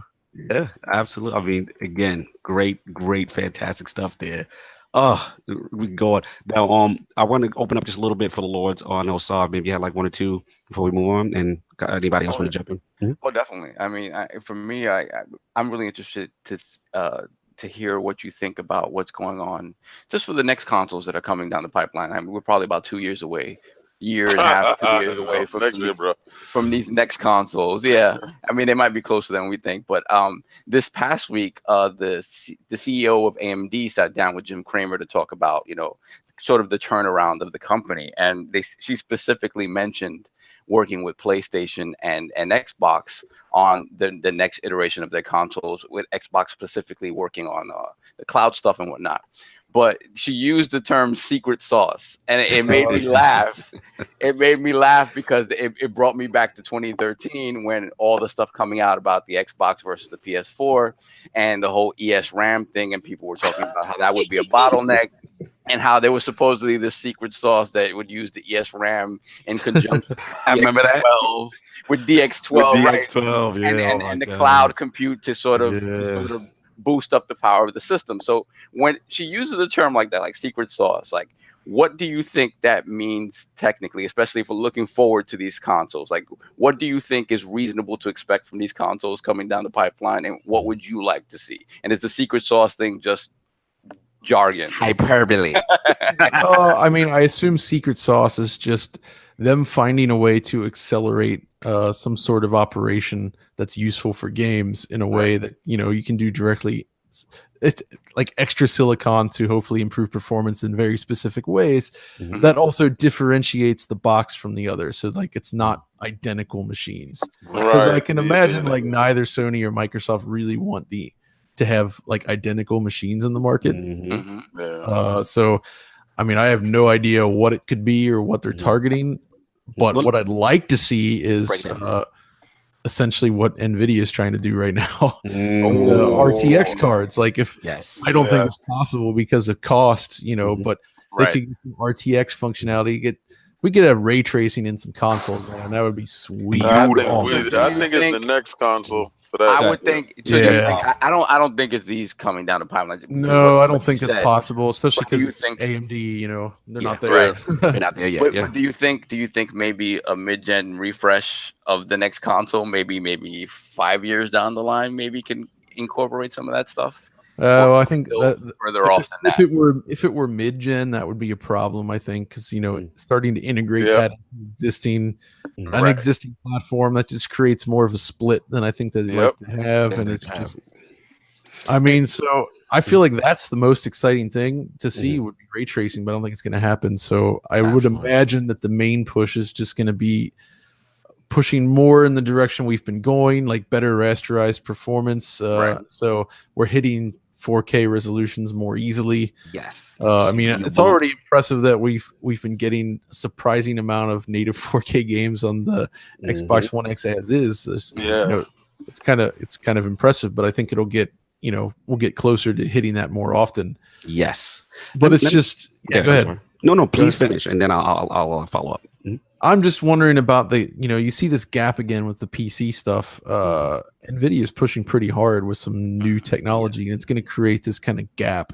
And I'm very curious to see how that's going to impact the two going forward. Like, I'm almost wondering, like, is this going to limit the potential of ray tracing in games anyway? Just because not that it's from what I've heard, it's not that difficult to implement in terms of it's a DirectX 12 feature.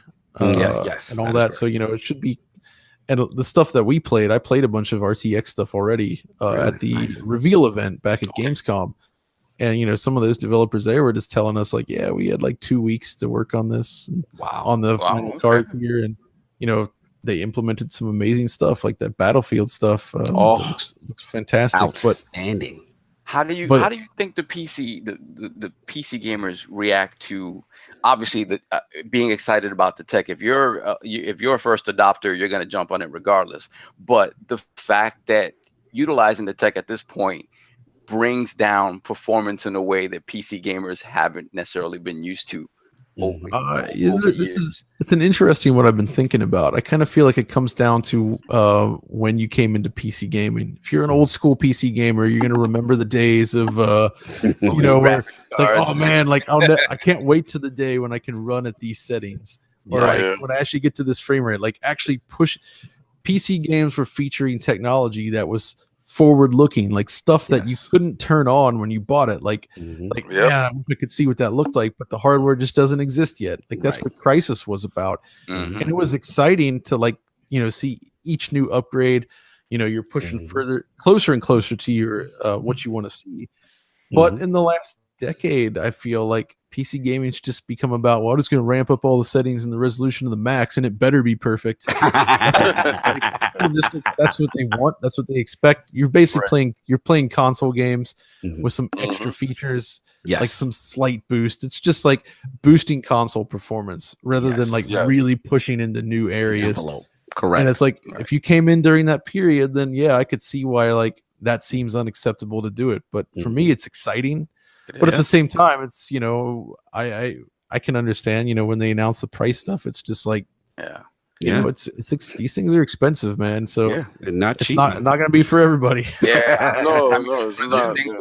It's the ground floor of the future, and when you do that, it's disruptive in a way that's going to turn people off initially, and it's going to go through a lot of growing pains. But I think. Ultimately, we're going to get there. Maybe 10 years. But that's what the PC is for. The PC has always been the testing ground for these growing pains to find out exactly what it works, where, and how to implement that in a lower form in the consoles.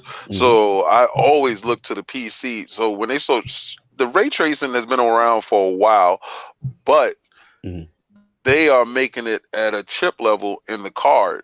So that is, it's going to reach a lot of these games. I just want to see what games are going to take advantage of it and see if I'm going to invest in said card.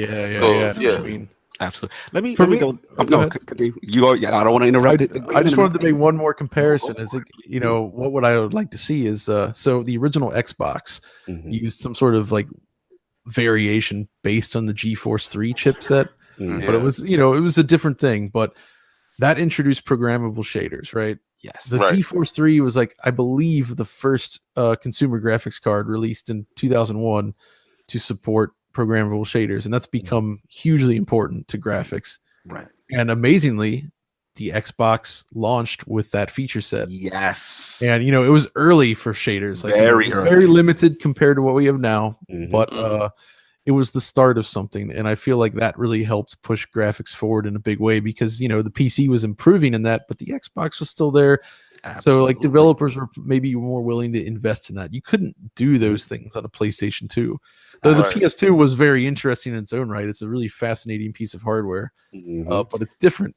So like that's why I would have liked to have, again, I don't think it's possible, but seeing some ray tracing in the console would remind me of when the GeForce 3 style did that and implemented that. Ended up in the OG Xbox. So I just, at this point, the fact that I think they both main console makers are dedicated to making machines that are more like PCs. I think what you're saying is couldn't be more of a reality because they're not really creating these super like bespoke pieces of hardware that are very difficult to program for in their own rights. Like they should be fairly easy to program for. So yeah, I mean, my hope is that they're able to do something with this tech and shrink it down and sort of bring the price down within the next couple of years so we can see this in console gaming. I would love that. Yeah, I think the problem though is like it's being introduced now in the PC world, and the consoles are likely already well into development, and it's like it's too late to probably implement right. Yeah, it feels like it's too late and too expensive to really jump into that pool right now. I mean, it'd be awesome, but we'll see. I mean, who knows?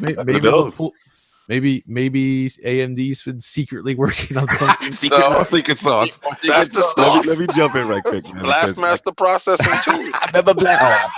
Let me jump in right quick because you guys got my mind working too, and I want to shout out Lord Corbin Dallas in the chat, who also was thinking along the same lines of me, which is we're talking about speculation as far as the next generation consoles and so forth. But like obviously the rumor, more secret sauce stuff, is that Microsoft is heading toward the direction of maybe a cloud-based system, right, where cloud streaming technology is used, and maybe there's a device on the physical end that kind of handles the input and things that are kind of like generally detract and really, attribute as far as latency is concerned. So again, I know this is speculation, Lord Linneman. I know this is rumor, but my question to you is that, based on what we've heard, like, do you think if anyone is capable of ushering that kind of tech forward, would it be Microsoft as far as a cloud streaming system? Oh, I mean, in terms of pulling that off, I think Microsoft is well positioned for it. Companies like Amazon are well positioned for it. Like the ones that, these guys know that stuff. They're amazing with networking. They've got the money. They've got the hardware. They've got the backbone. Microsoft, I mean, AWS with Amazon. Exactly. So like they're kind of set up for it. And it's a weird one for me though, because it's fascinating tech, but it's also kind of an assault on my way of like the traditional gamers always absolutely. So I'm not that big of a fan of pushing in that direction just because I don't want them to take my discs away. I hear you, bro, but what was presented was an option. See, if it's an optional service and it stays that way, and that's the key, is that it remains optional. It's a cool way to maybe draw some people in, especially if it's like you bundle it in with your TV and you buy an Xbox pad or something and you're playing. That's cool, but it's not for me because I mean, no matter how fast you get, you're never going to get the hardware. Super low latency. You're not going to get the perfect image quality. It's the same reason why movies I really care about, I'm buying the UHD Blu-ray version. Oh my god, that's exactly what I talked about. Oh my god, Lord, people get to a point for a long time where it's all streaming, and I think the reason Microsoft especially wouldn't try this is because I feel like they have one mess up a whole generation. I don't think they want to start the next generation with another mess up because 2013, I honestly and truly think almost cost them the Xbox brand. I think another one, the generation right after it, I don't think they recovered. It's an interesting one because 2013, that was an era that turned me kind of against the Xbox for a short period, because when they started talking about that whole like game ownership thing and the always online thing, like that again felt like, I'm such a big collector. That felt like they were basically telling me like, nah, we don't want to do things the way you want to do it anymore. And I was very afraid of that becoming a thing. That DRM. That turned me way off of them for a while. And so I will say though, like I gotta hand it to these guys the way they turn that ship around, man. Yeah, it's tremendous. I don't think Shout out there's to too Phil many. Spencer and who all did those that for you. hardworking people underneath him, though. Like there's Yes. a lot of people there that really care. Absolutely. Honestly, you know, the people I've met from Microsoft, like, you know, and Sony and Nintendo as well. Like these guys, like, there's a lot of really good folks there, like really doing their best. They really care about this stuff. Absolutely. But like rerouting your ship like that when you have such a big company, navigate like changing that direction the way they did, that is very difficult. It's like they. It's like equated. Go ahead, Addict. It's like they put a bomb on their own ship, and when it exploded, they rebuilt a ship before it sank. They were just a little bit more. They were ambitious and a little bit more forward thinking. No, it's landing in Pachinki with a pistol and making it out. That's exactly what it is.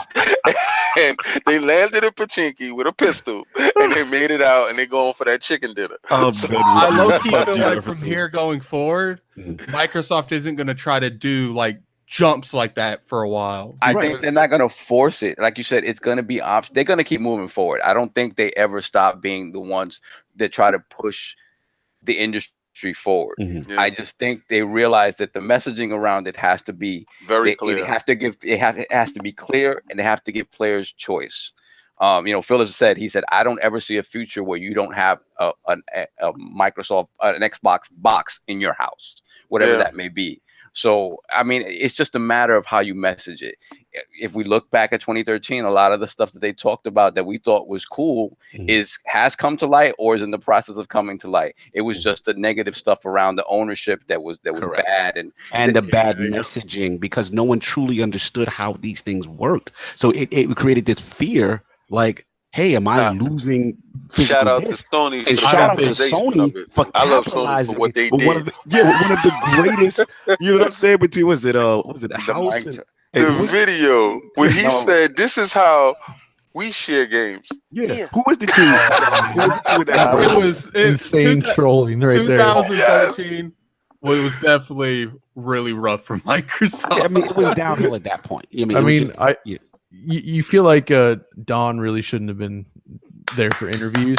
Yeah, like you look at the interviews he was doing back there. He said, "Get a 360, let him in." Dude, like that was a PR nightmare right there.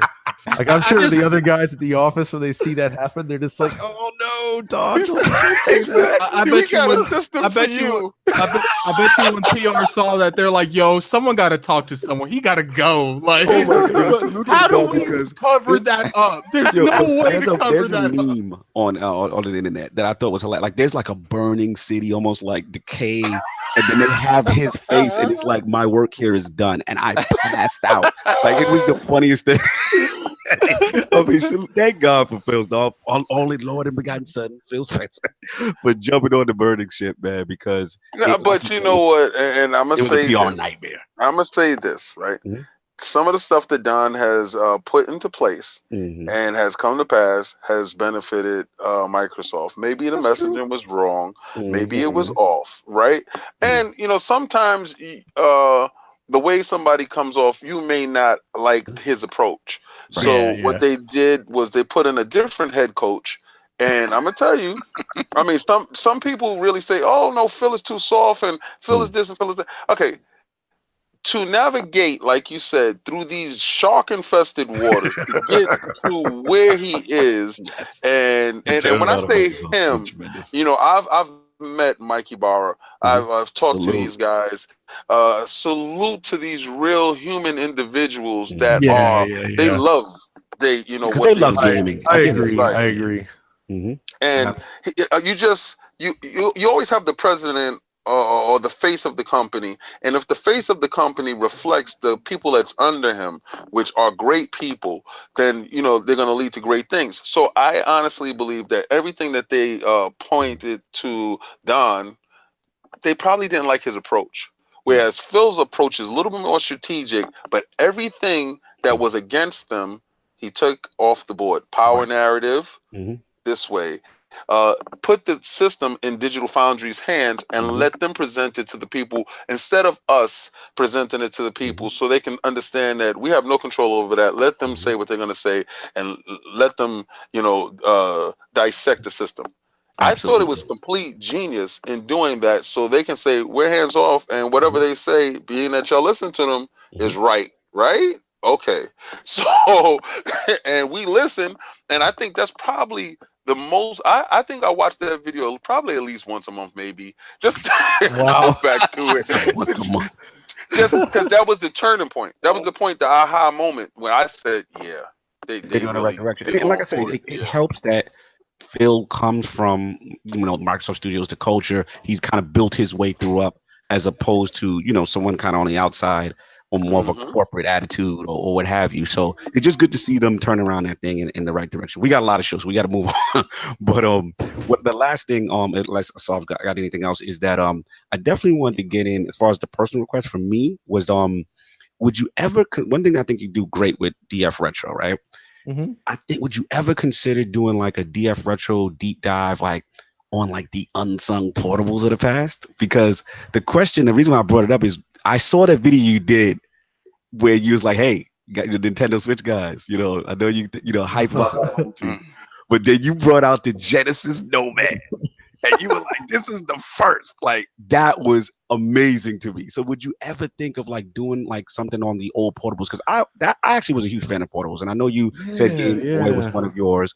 Like I had the links, I remember the game. I got a couple right here. Oh my man! Well, you got a couple links, Turbo Express, and I think you're the only one kind of championing that the handhelds. People don't realize the handhelds. Hold up a second. Let me just reach over here. Let's go. I got it. I got my links right here in my hand. Woo! Damn, I wish you had the camera today. Damn. Remember when we used to link up and we used to play the skateboard game? And Towery links had eight California games. Like, we had Slime World. Now let me actually let me continue, and then I want to ask you another question.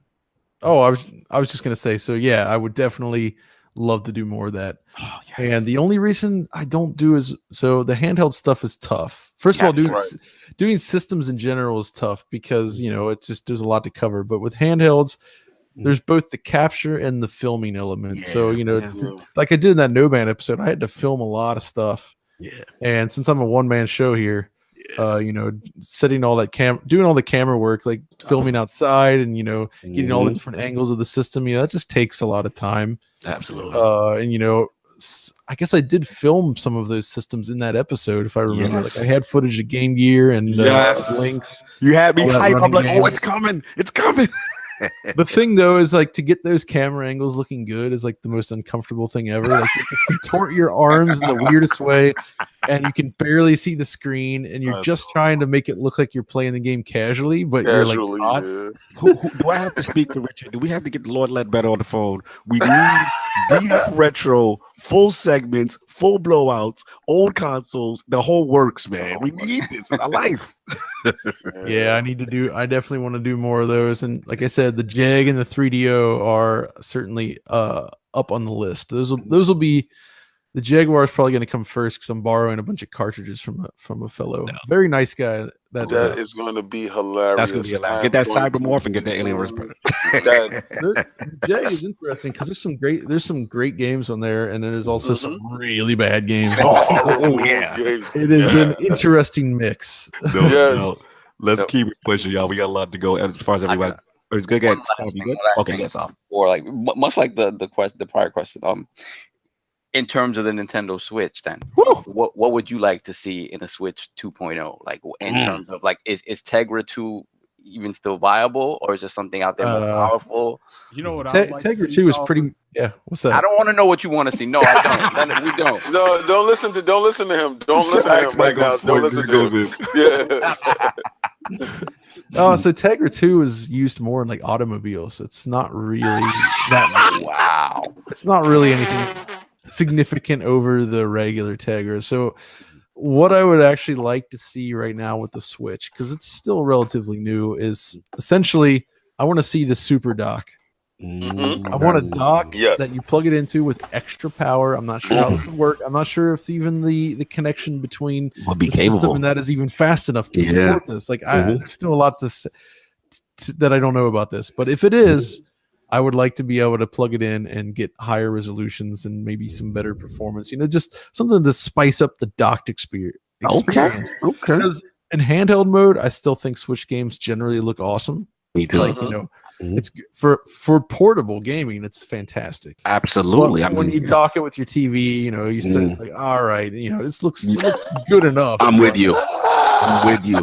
I'm with you right there. When you're playing, when I was covering the amazing ports of Wolfenstein 2 and Doom to the Switch, which I feel like they shouldn't even been possible, but you blow that up on a 65-inch 4K screen, and it's like, when it drops to like 360p, you're just like,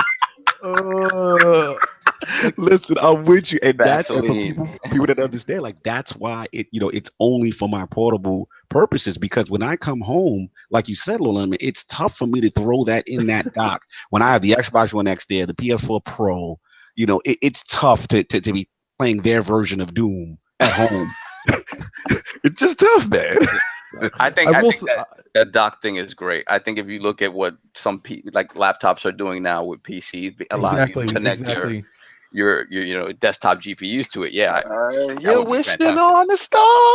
That is true. It is Nintendo we're talking about. That's true. One thing to keep in mind, though, is Nintendo does have a history of upgrading the portables, right? Yes. The Game Boy Color was just an enhanced Game Boy. The DS had the DSi, which was slightly more powerful, I think, and had a few extra features. The 3DS had the new 3DS, which had a significantly faster hardware in there. And so they've done this stuff before where they, release a Lord Linneman, I must say this. They do not view that system as a handheld. No, they don't. It is, man. It totally is. Listen, it is not, because they have a new 3DS that's coming. So yeah, they really view it as a home system. Now, we might get a RAM expansion pack. Remember that for the N64? Yeah. And that's the only precedence that I can say that I can look back and say, okay, they understood what was needed. And if it's an outcry that's loud enough, because the dock does have that space in the back that something should connect and fit in there. And I think it was forward thinking in saying that we can do this later on, because we didn't know with the N64 when we opened it what would go in there, but they knew. That's right. Absolutely. Yeah, I mean, so that's what we got. We got to push, y'all. We definitely behind right now. Yeah, we're almost there. Yeah, we got to go. But last thing, and then we're going to the topic stuff. The name. I need to know this, and we move on. Dark 1X. What is the science behind the damn name? That's an old name from the 90s, and believe it or not, it actually came from a Quake mod that I was working on that I just called Dark. And I was trying to make something with using the Reaper bots that Stephen Poles did, and somehow modify them but put them in like a much larger kind of map environment. But only put like 2 in there, and it was like a really dark map, and the idea was you were being hunted. Nice. I like it sounds cooler in concept than an execution. An execution, because I didn't have the skills to really change. I just played around with some of that, basically sticking them in maps that I made, and I had grand vision, but it didn't. It was just a little bit of a I dare even say mod. It was just making a map and then trying to stuff with it. I drew some textures and stuff, trying to just messing around with that. I messed around a lot with the Quake engine stuff and the Duke 3D, the build editor. I used to make stuff in Duke Nukem 3D, but yeah, that's the name originates from that. Okay, honestly, and I think the X was added just because I tried to join a forum and the Dark 1 was taken or something, or you had to put the added an X. Dark 1X. X. I see. You know what's sad? I will come up with a whole new name before I have to put numbers or anything in my name. Like I don't know why. Like every time, like because Gaming Addict has took on Xbox, they're like, just put like a 1 or 2. I'm like, no, I will say Room to Kill before I go to some whack ass Gaming Addict number 8. Okay, it's not happening. We working. We will speak. Shout out to Lord Dan McCullough. Dan McCullough we had on the shows out of Xbox Live. We're working on that as far as Xbox Live gamer tag retention. So it's coming soon. We got you, Addict. Don't worry about it. But I'm glad you explained that. I just thought the name was cool. I just was like, wait, what's the story behind this? Like, this is a very cool name. That is a circa 1998 name. That's what's up. All right, this is the last thing. We put all the lords, the guests on the realm on the hot seat. Lord Linneman, top 5 video games or franchises of all time. In your opinion. Kidding me with this? On the spot, Digital Foundry. Let's go. Oh gosh, I'm just gonna name some franchises. I think rather than specific games, but I might go with like Mario, Sonic, Halo, Metal Gear, and gosh, that's a good list. Okay, one more. There's just like a million other things I could stick in there. It's just off the top of my head. I almost like turning around, looking at the wall. Looking at the list. I'll throw in something like, I don't know, Mega Man. Okay, all right. That's just like, one of the first people when I put Zelda. Yeah, you're one of the first. I'm impressed. I put those in though. All of those games are series like in the various iterations that I go back to and I play a lot. Like I love those games. I play them all the time. Like Super Mario World, the classic Sonic games, the Halo games, of course, all these games, Mega Man, like I don't get tired of playing these games. Yeah. Right. And, for that reason, there's stuff I've enjoyed a lot as well, but those just kind of stick out for me as like the long-term, like I can go back here and I always have a good time. Absolutely, man. Fantastic list. Real quick on Halo, are we going to be getting a breakdown of the Master Chief Collection 4K at any point? Oh man, that's so that hit it like the worst time because all these other games are coming out, and then I have to do these 2 shows in like England and Berlin, and I've been playing it, and it's the patch is interesting because the main change is really like. It runs in high res and they added HDR. It didn't actually fix some of my complaints. So if you watch the Halo video I did on DF Retro, yes, one of the issues I always had with the Halo 1 port, and Halo 1 is like that's my jam right there. Yeah, that's my god. What? All the versions that came after the original Xbox were like derived from like the work that was done on the PC version. And there's a lot of like visual glitches and just things that aren't quite right, and I've always hoped that they could just like find a way to get it looking as it should. Like you go into Assault on the control room, you look up outdoors and it's like black, like it's supposed to be like this foggy looking sky on the original Xbox, but on this it's like it's fog and it just ends at a certain point and it's like stark black or something. Like, it just looks incorrect, and it's or you go to Silent Cartographer, even on the new one, it's especially obvious. You look at the horizon where the water meets the sky, and there's just this big old blue band that runs around the edge. Like, who cares? It's a small little detail, but those things like stick out, and it's just like I got you. Really had hoped to see all of that stuff fixed, but I understand maybe why it wasn't. Because I mean, that's not an easy thing to address, but still. So it's more of those minute details, more like also skybox kind of things, or is it? Like just it's a lot of minutia like that. Some of the effects look right, some of the way the textures work, things like that. And it's mostly Halo 1 that's the issue, and it's the oldest, so I get it. But Halo 1 has never been perfectly replicated from its original Xbox form. And so but the rest of the pack, pretty Halo 4 has a LOD bug where like stuff kind of pops in rather than fades in like it's supposed to. Halo 2 Anniversary looks awesome, but it has some extra slowdown, I guess. But overall, it looks fantastic. I don't really like the way Halo 1 Anniversary looks, the anniversary graphics, but I love what they did for Halo 2. Yeah, that's an especially because Halo 2's graphics, especially when you blow them up in high res, like the original graphics, they haven't aged well. They were trying some new techniques, and it was cool at the time, but it doesn't hold up. Halo 1 holds up better, but the remake that they did that's awesome. All right, gotta address a question quick in the chat. The chat is talking about, shout out to Mr. Adam. He said that you guys said that there would be a DF Retro on Turok 1 and 2, and he's like, we've never got it yet. I can explain that. Okay. So when I wanted to do that one, I was really hell bent on getting footage from a lot of different 3D graphics cards, like real 3D graphics cards and a retro PC that the PC version supported, because I think the PC version is interesting. So I reached out to a friend who actually has all that hardware, because I don't have that much retro PC hardware right now. Gotcha. It's just difficult to store it all.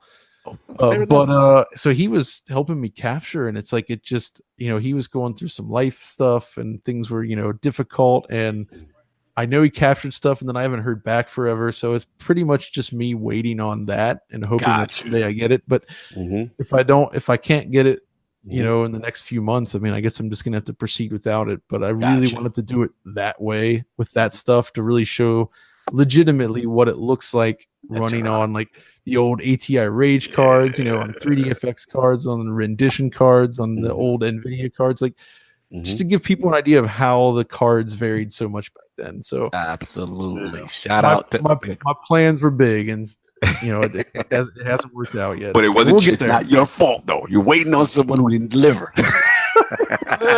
But you also have people sitting here waiting, and that's a good thing. Exactly. He said he's not letting that go. All right, Lord Chat, stop attacking John Linneman now. Stop talking to Lord. He's letting you know. He gave you the background. What happened? Yeah. I got you. Turok will happen, because I do love that game. Salute the Lord Linneman. All right, last week's poll results are in, and the people have spoken to the question: with the initial momentum of the Spider-Man PS4 launch, do you anticipate Spider-Man surpassing God of War in first month sales numbers? The winner at 70% in a dominant three-way ILP poll is the yes. Marvel and Spidey momentum is too huge to stop group. Coming in at 18% in second place was the no, God of War is a once-in-a-generation masterpiece group. And coming in at last place at 12% was I don't care, all my money is going to NBA 2K VC group. The Lords who participated in the poll. I'm going to ask this to Lord King. Lord King!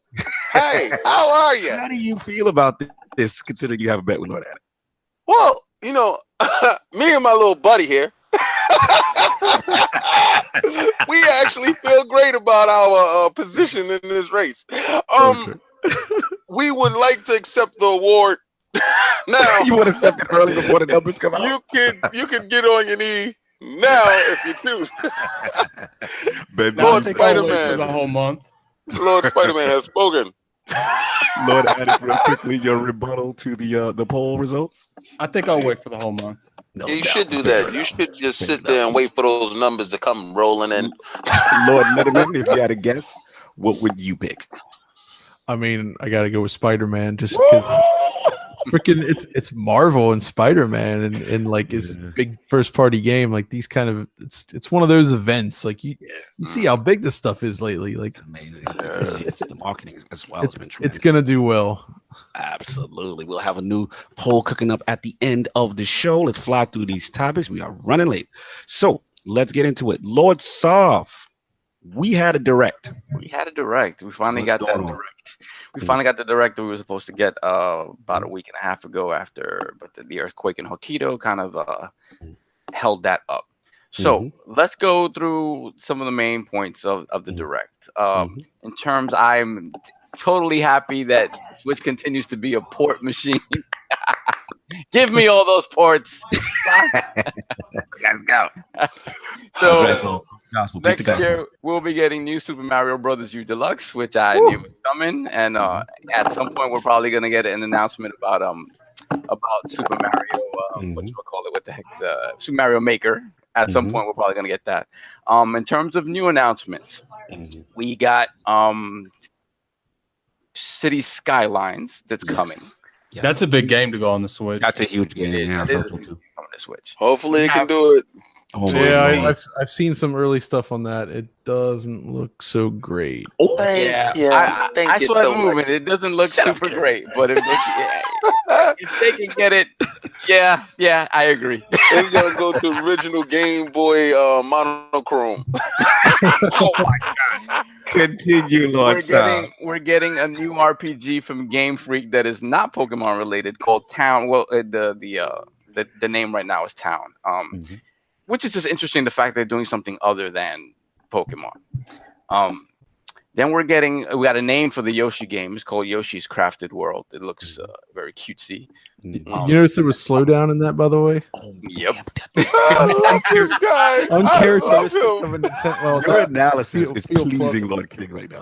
But hey, it's also an Unreal Engine 4 game, which I thought was kind of funny. Exactly. Yep. Like what? There's like a Yoshi game, like basically a first party Yoshi game. It's made with Unreal. All right. All right. Okay. And in terms of the two biggest announcements in terms of new stuff, so we're getting a Luigi's Mansion 3 coming out next. Thank you. And finally, Animal Crossing is coming to the Switch next year as well. Yes, big. I just want to shout out to Nintendo for being some of the biggest trolls ever. I was watching a reaction, and my man Kofi literally thought they were just announcing him as a character in Smash. A character in Smash. I thought he was about to start crying on stream. Like, I was kind of waiting for them to like finish that up, and then all of a sudden, like Waluigi shows up. Just to please the fans. He was like, you should have seen his face, man. He's like, I just got finessed. No, no doubt. That was a good close, man. So continue, Sam. I'm sorry. I think it was a great direct for them. I think it was the best direct they've ever had. Coming from they were talking about what's with Nintendo. It's always the worry about what's coming next in terms of first party. They've been able to fill a lot of the void with great indie support. And now they're showing what they have coming down the pipeline for next year. They have Luigi's Mansion 3. Yeah, Luigi's Mansion 3. You have Animal Crossing, Metroid, maybe, and maybe some other stuff that's unannounced. Oh God, we got a PNG. King's gonna throw water on our parade. Go ahead, of course. No, listen, I'm not saying anything. All I want, I didn't watch it, and I'm not gonna do it. Oh my God, you didn't even watch it? Listen. This is what I'm gonna say. All right. I took the gist of it. I had so many inboxes in my Twitter about the fact that they are actually bringing original content, so I can just get off my high horse and stop, raining down on you guys. And what actually put me off, and you already know what put me off, is I purchased these games for my Wii U, which is actually viable, which I actually use. I use my Wii U. It's not viable. No, it's not viable. It's not viable to you, sir. To you, sir. To you, sir. I got my original tablet that I play. All right. I have mine too in the closet. See, but I purchased those games. I actually supported them, and I'm not going to repurchase these games just to say I can move away from the TV to go upstairs to play them. No, all right. So I'm happy with original content games, and I do look forward to those games. That's it. I'm not even going to go at your direct. I'm not going to bother your direct. Listen, me taking Lord Addict's word for it, and Addict is saying that it is the best direct that they had. Kudos to you. I'm going to watch, but I got burnt with the last direct that I watched at E3. Yes, and I sat there with LordCognito, me and him alone. We started in a room of 15, and it was down to 2 people. Yeah, shout out PlayStation Bro, shout out Sam Tolbert, shout out Lord Gary, the crew, all our LA crew. Dior, yeah, we were not happy with that direct. As great as Smash Brothers were, we just wasn't happy. Just please. I need to build up the courage to watch it again. let me jump in, Sav, when you finish, because I got a lot to say on this. I mean, I just think I'm not even mad at them for continuing to support 3DS, man. At this point, 3DS is also a port machine. They're getting Bowser's Inside Story. You're getting Kirby's Epic Yarn coming to 3DS. Also, we got Starlink for Switch. That was a big one too. Right, that was big with the Star Fox. Do you actually care about this game? Let's be real. Yeah, no, actually, let me tell you, I didn't until I got a chance to go behind the scenes at E3 with it.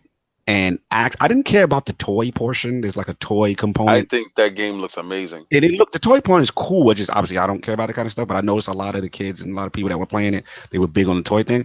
But the game really felt like a spiritual successor to Star Fox, and they have Star Fox character integration. I thought it looked cool. Like I actually have a video up on ILP about it. I thought it was cool. The fact that you're able to take the toy in real time and to remove weapons off the toy and to put it back on, and that toy is interacting in real time. Nintendo again has struck gold. I love their amiibo line, so I think I'm going to purchase and stay very close to this game. This is original content, and they're using the system in different, unique ways. Absolutely. All right, I didn't buy that cardboard stuff. All right, but I still got my cardboard. I'm waiting for them to make this viable. Oh my god! Continue, Sam, because I'm ready to jump. Definitely do it. Yeah. So they kind of broke down the Nintendo online service, which is going to start on the 18th officially. They talked about the 20 NES games, and I think if there's anything to really attack them on, it's the details of this that we've been talking about for forever ad nauseum. Online service. Yeah, I mean it is what it is. It is what it is. We'll see how this stuff evolves over time. And then down to the reason why Addict thinks it's the best direct ever. There's a whole lot of Final Fantasy coming to Switch as well as Xbox and PlayStation. Yes. I'll take my Xbox, please. Thank you. Man, if you're ready, just it's all ready. I'm ready. I'm chomping at the bit. Yeah, so definitely jump in. Man. First of all, you know what I'm saying? Before I even get into it, I want to salute good friend to the realm, Lord MPD Zone, Lord Matt Piscatella. Because prior to this and then after this, he's remained consistent, and he said with his Nintendo Switch predictions, he remains bullish on the Switch. Now, remember, he broke the internet early this year. He had the Nintendo Switch on track to be the best-selling console of Q4 in 2018, and he solely based it on the hype of the Pokemon Let's Go games and Smash. Now, I got to keep it real with y'all, and I'm going to have a confession. Lord Addict King going to be surprised what I'm about to say. The thing is, coming in, obviously you guys know I'm a huge Switch guy, but coming into 2018, I gotta be real with y'all. Not that I was losing confidence, I just wasn't happy. I almost felt like they were sitting on their laurels, of we got Smash, we've had Pokemon at the end of the year. So to me, it almost felt like theoretically they were coasting. Not that they didn't have any games, they had a lot of indies. You felt finessed? low key, because they had such a tremendous first year, and it almost felt like it was banger after banger every other month. Whether it was a new IP, whether it was Splatoon, whether it was ARMS, it was something consistent. And I love that launch of 2017, but 2018 I just felt was very slow as far as the big titles, and it was just way too indie dominant. Let me just jump in real quick. Let's go. Come on, Linneman. Let's go. So, I mean, you say it, the first year was all bangers, and you're absolutely right. And that's the issue. Like, all their development teams are working on those games. They finished those games, and now it's like, all right, next year, what are they doing? Well, they're making more games, but they can't. They're obviously not going to be able to hit 2018 because they just finished those other big games. So you're correct. I think that's really the main thing is they put so much effort into getting all of that stuff out in year one on the Switch that they kind of ran dry. Yes. And so all the other projects are building up behind the scenes. That's why we're seeing a lot of ports as well. And this Direct, I think, was kind of a hint at some of the stuff to come. I'm sure there's still plenty more. I mean, what are the Mario Odyssey and Breath of the Wild guys doing? Like, who knows? But we probably won't see it for another 2 or 3 years. But I doubt we'll see another Zelda for the whole generation. I think they're working on the real system, the 3DS, and I think we're gonna see those games come out for the 3DS. Shout out to 3DS. Let me finish, but Lord Linneman, you are correct, and maybe I am just a bit greedy because, like you said, the 2017 was so great, the bar was set so high, and like you said, now those teams may be working on other things. And again, it wasn't an awful year, and make no mistake, financially they're still doing fine. MP they are still doing great. Octopath Traveler, that one. They doing so well. It's just like I said, I just selfishly felt okay. I want more. Like I want that taste that I had before. Oh, me too. Yeah, we all do. Absolutely. So now when this Direct come and King's accurate with the E3 Direct, I was expecting bigger things. Yeah, me too. I was disappointed because to me it felt too Smash focused, and it almost felt like, hey man, you guys can save some of this stuff for later. Like you don't have to give us all this information.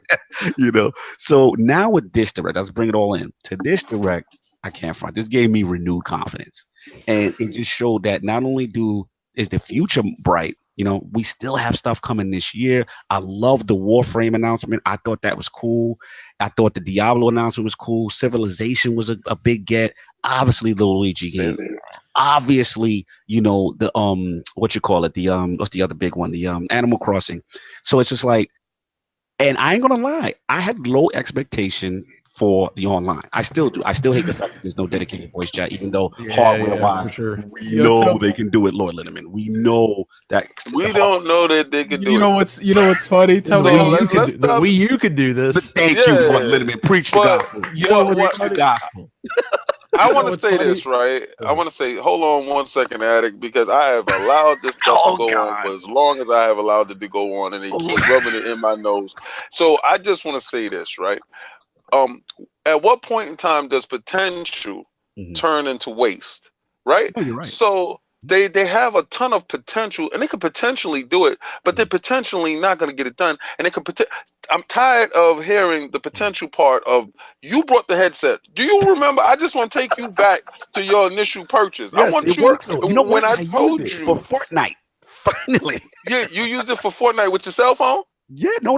With that, with the actual system, you did a workaround. In front of me, every ILP that I've used, like LordCognito, why did you buy this stupid headset? You know the Switch is not going to support that. I'm telling you, and you were correct until finally I got a chance to use it because there is a game that supports natural voice chat with the headset, and it's Fortnite.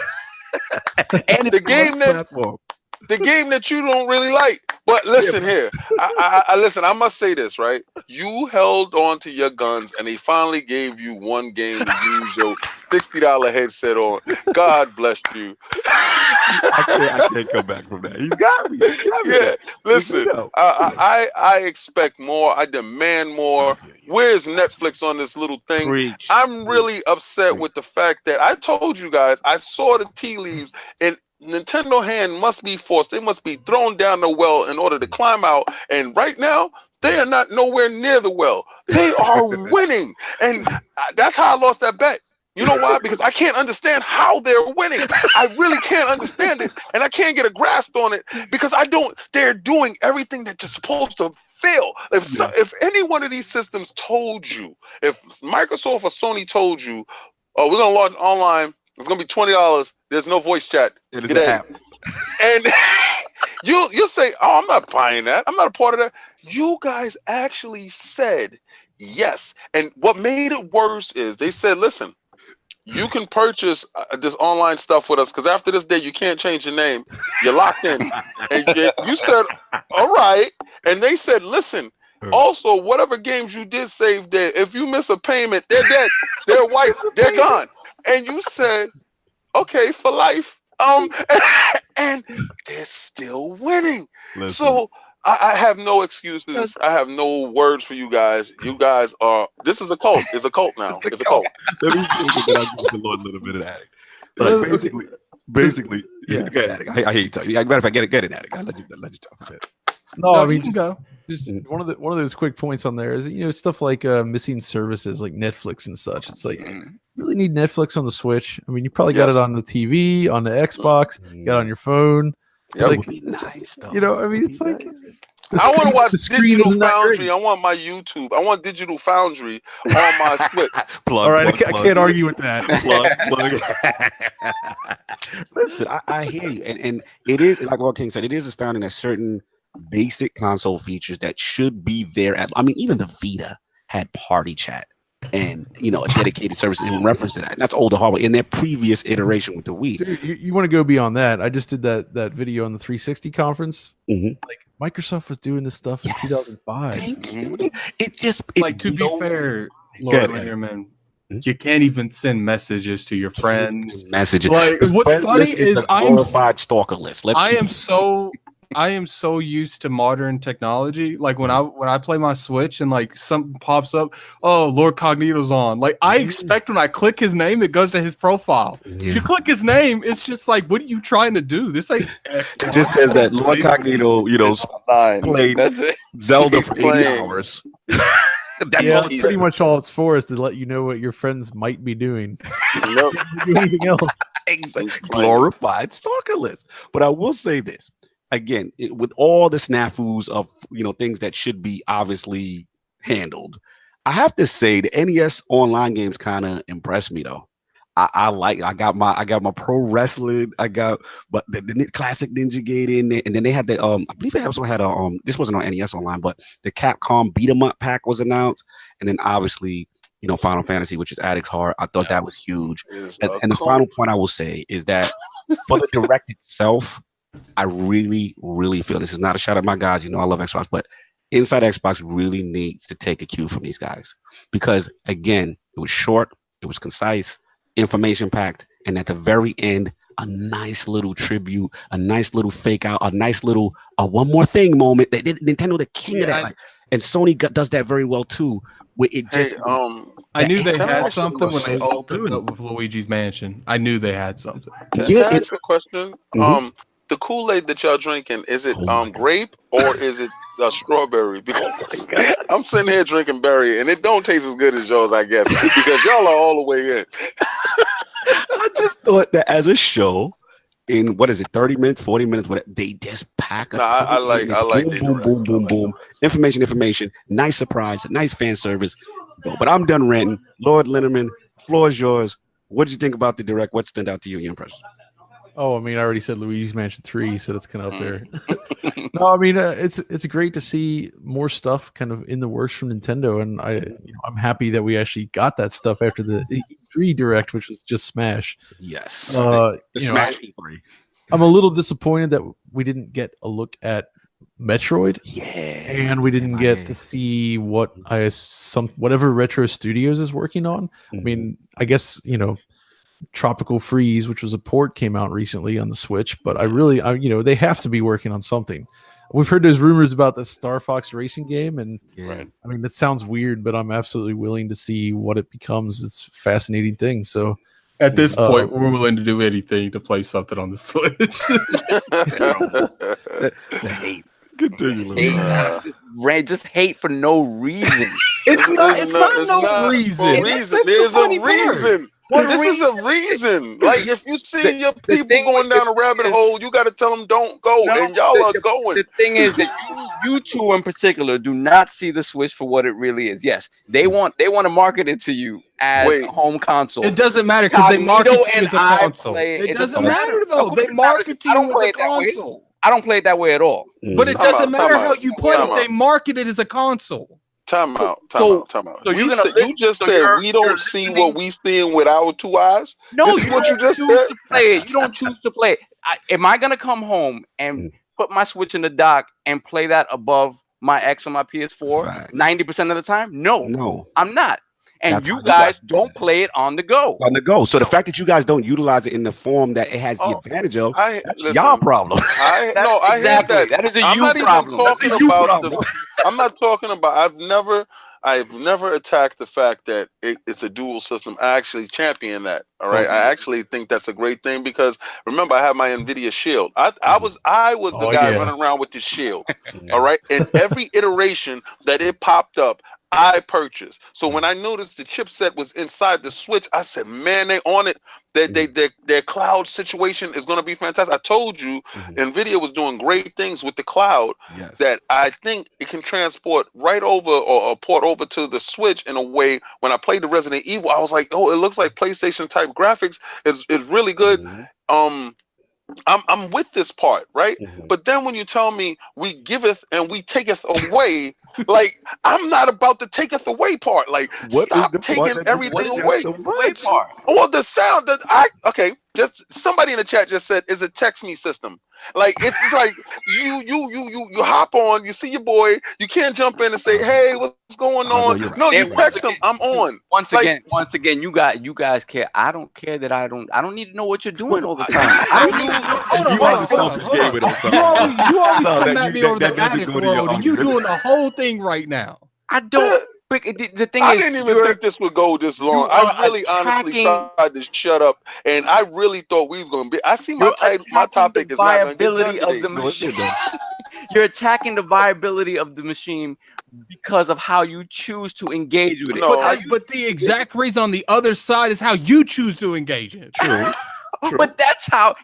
I would say this, and I'm gonna make a blanket statement here. I would say most people that are especially older gamers that are into the Switch big time, it's for that reason. Why are you avoiding my topic? Why are you avoiding my problems with it? My problem is not what you're trying to say. You're trying to give me fake news. What I'm trying to say is they told you recently the other day, if you cancel our subscription, the saves is dead.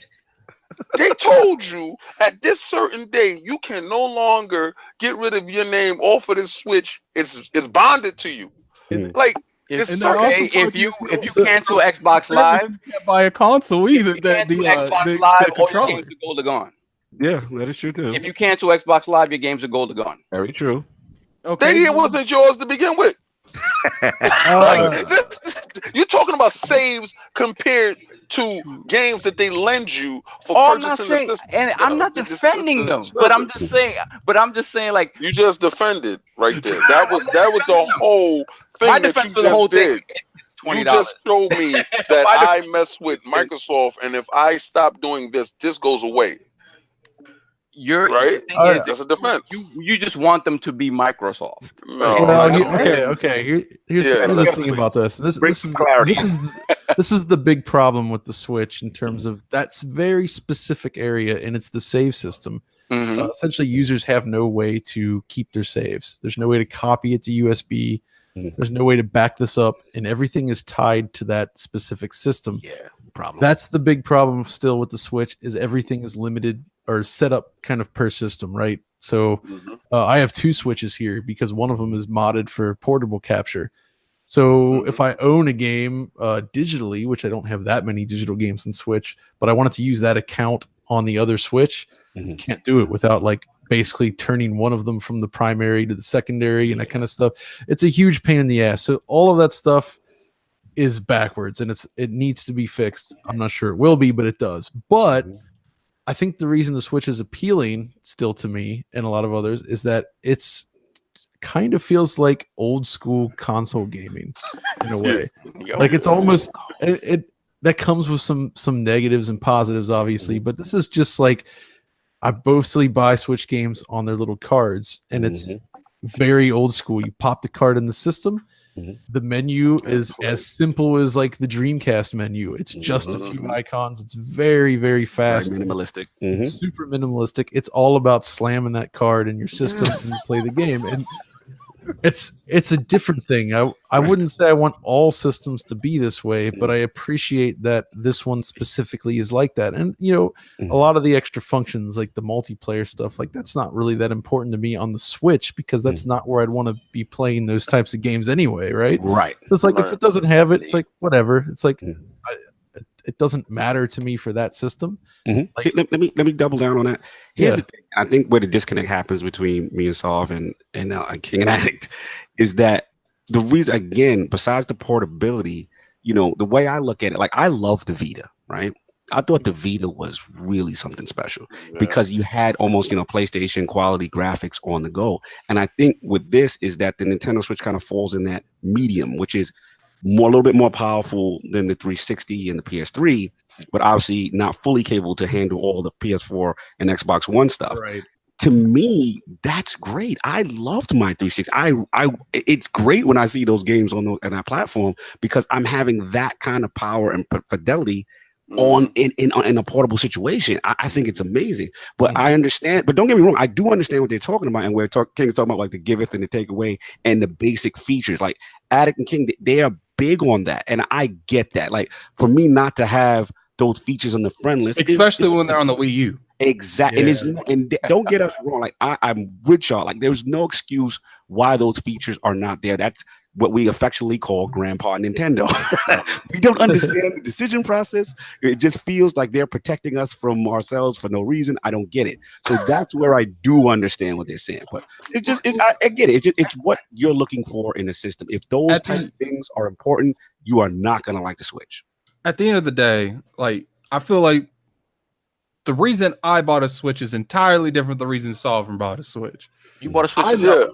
I bought a Switch Final Fantasy. For Zelda. That's Final Fantasy. Okay, sure, other stuff came out. I tried Mario Odyssey. It wasn't for me. Now, I'm going to be playing Luigi's Mansion. It's just Nintendo's games don't appeal to me like they appeal to Sovereign. Like when it comes to indie games and stuff like that.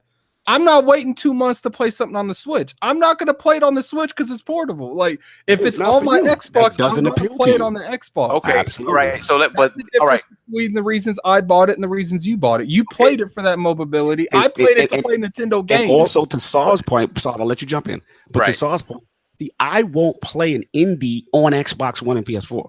I'm not going to come home, stop playing my AAA experiences. I'm with you on that. No, but big screen. Where beautiful. the indies now are really thriving is Switch, and you notice now they're getting them first. Day and date or first. So that's where it's perfect. Like those little quick kind of. But those saves, though, you just scared me. Mm-hmm. That's the biggest negative right there for me. Huge, and that is unacceptable. And you know, I feel the same way. It's unacceptable. Mm-hmm. My thing is this: I've come to the point with Nintendo doesn't care what you care about. But it's not okay to just accept it. You literally just it's not okay. It's not okay that we give it. But that's exactly that's how you start a statement that you accept what they're doing. I just accepted that they're just them. Man, if you're a Nintendo fan, you learn to do that. Like you learn to do that. I'm not going to continue banging my head against the wall, asking for stuff. When it comes, it comes. If it comes, it comes. Cool. But we do it to Xbox and PlayStation all the time. Yeah, but they're the ones that set the standard for that. Xbox in particular. Like when we started out this. Let's just move on. This is the rabbit hole. We are in the rabbit hole, and I'm just gonna agree to disagree. We've been trying to. I just want to say. You've been in that rabbit hole. We have that rope down, trying to get you out, and you just won't. No, leave them in the hole. Leave them in the bushes. Leave them in the bushes. You guys don't. I accept it for what it is. You guys want it to be something else. Let's agree to disagree. I love my Switch. We want it to be something else. We just wanted to have basic stuff that's been in gaming since 2005. We want it to be we just want to be able to click a button and message people. Let's get off the topic. Yours is quick, but what I want to get King's next because he waited 2 weeks. King, the floor is yours. We got to move on. Persistent online gaming. All right. I've noticed that I've become something that I despised. I despise the collectors. I despise that guy that went inside the store to purchase a game with no hopes in opening up that game and putting that game on the shelf just to say I have a stack. Look at my stack. And I've become that guy.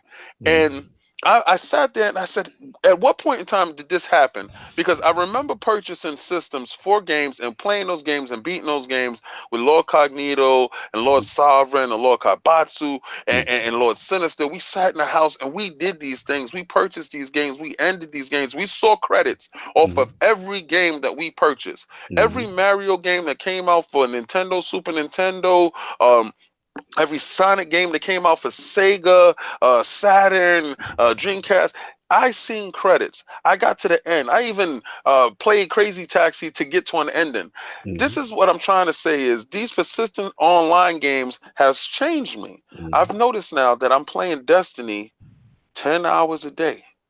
Or I jump in PUBG 4 or 5 hours. I get absolutely nowhere You understand? There's no ending to this. There's just more of the same. And tomorrow there'll be a daily, and tomorrow there'll be another strike, Speaking and you'll of be daily, helping we your need to friend. hurry up so I can get my daily. You see? Do you understand what I'm saying? But then I also noticed I purchased Spider-Man. Yes. And I needed to get to light level 550 to do the raid, but my Spider-Man is sitting there in the wrapper. Mm-hmm. I didn't finish God of War because they dropped out Forsaken, and PUBG had an update, and it was some other game that I was playing persistently online, and it has turned me into that guy that I despise, that collector. And then I noticed in my chats, everybody has a stack. Mm-hmm. So what I'm saying is, being that we've turned into these collectors, because I'm pretty sure I'm not the only person. Mm-hmm. Is it more viable to purchase a Game Pass or a service of this nature that allows us to play these games that's in there for the $10 a month and save our hard-earned $70 every month or every other week for new games that we can get a chance to play inside Game Pass? Is it going this way? Are you saying that is it better for us to play games consistently throughout years or play one and done games? Well, what I'm saying is it better to take that $70 that we was going to pay? Because Microsoft has actually made my choice easy to not purchase another Microsoft game again and just stay on Game Pass, because all of their first party games will be launching in Game Pass first. Mm-hmm. So is this the new way that we're going to start consuming games to start eliminating that stack instead of purchasing games and not getting around to it while in conjunction playing our online persistent games? We have these games available and we can get to them at a later date, opposed to plunking down $60 and then in 2 months is already $20 come Black Friday and you already wasted money in the beginning. Let's get Lord Linneman on this. What do you feel about that whole? Oh man, that's an interesting one. So for me, I don't really play persistent online games most of the time. That's not my thing. So although I did play a lot of the original Destiny, but You don't have to get on this Destiny too. But, now. It's okay. The water's flowing fine now. The main issue with, you bring up the old games, you see the credits on them a lot, and that's true. I've actually seen the credits on more retro games this year than anything modern by far. The problem for me with modern games is actually that they're too big for their own good. There's too much fat in them. Like, oh, we got to make this value for the consumer, so let's make an open world game with 1 billion side quests and collectibles and stuff. And they often make it so that the natural narrative flow is gated behind this stuff. Yes, and it feels like you're not spending your time as wisely as you could. Like you're not seeing all the best stuff of the game. Instead, you're like funneling through very repetitive tasks to take advantage of this world. Like in open world games, you just spend half the time literally running from one end of the map to the other, and that's not that fun for me. Listen, I feel you, bro. So it's like the games have changed in a way. So whether you're playing online or you're playing a lot of the big modern games, like that's why I do tend to prefer those games that are pretty linear or like constrained, because one, the experience is generally better throughout in the sense that they're more consistently at a high level because it's a linear thing. And so every time I sit down and play further, feels like I'm getting more out of it personally. And also I know that, I can actually reach the end and then move on. Yes. And so that's kind of the type of game I prefer to play more often, just for that reason. So I kind of bounce between retro games and those are also the types of games that I like to own. I like to have those on disc or cart, because those are those types of experiences I'm going to go back to eventually and have a good time. I don't care that much about owning like all the Assassin's Creed games on discs, because I do have plenty, because they're so long and I'm never ever going to replay them. I don't really care about owning a Destiny or online games on disc, because when the servers go off, they're dead. You lose the game. These are great. Yeah, I do like to collect, and I like to own the physical copies of those games that are good enough and concise enough that they're possible to replay in a reasonable amount of time, and they're enjoyable to replay. It's like, you put a movie on your shelf and you go back to that movie every so often. And you have a great time enjoying it again, and those are the type of game I like on my shelf as well. And that's especially true of retro games, which is why I like collecting them a lot, because I mean, I like to sit down, I have a friend over or something where you're like, all right, what game are we going to beat today? Nice. You just sit down, you pop a cartridge in or a disc or something, and you just spend the afternoon blasting through it, and you reach the end and you had an awesome time. Yeah, an awesome time. It's that is a great thing. And that reminds me of what I love about games in general, is like mastering those concise challenges. It's like, and that's actually one of the things that's one of the reasons I think that the Dark Souls series became popular. It's not just that it's difficult, but it's constrained enough and the challenge is narrow enough where you always feel like, all right, I can go back and I can get better at this very specific point. And you feel satisfied with mastering a series of small challenges that come at you one after another, but it's not so big that you've got like a billion things to do in the world. And that's really satisfying, and that's what makes a lot of classic games great. And that's, so that's the stuff I want to own. And then the stuff you're talking about, like the online persistent stuff, that's a great case for something like Game Pass. Those types of games where, you don't really need it on disc, because, you're not going to, it's not a collectible kind of game. Instead, that's the kind of thing where you're going to connect to a service, you're going to play it with some friends, and you're going to have a great time. And the value comes from the memories you have and the fun times you have while playing it with other people, and the social experience. And it's two very different things. And honestly, open world games are often like that too, where I would say, hey, play that on Game Pass, have a blast. And that's it. Like, one of my favorite experiences this year was actually Sea of Thieves. I know it got a lot of like not too many people seem to have loved it, but you got that negative flag.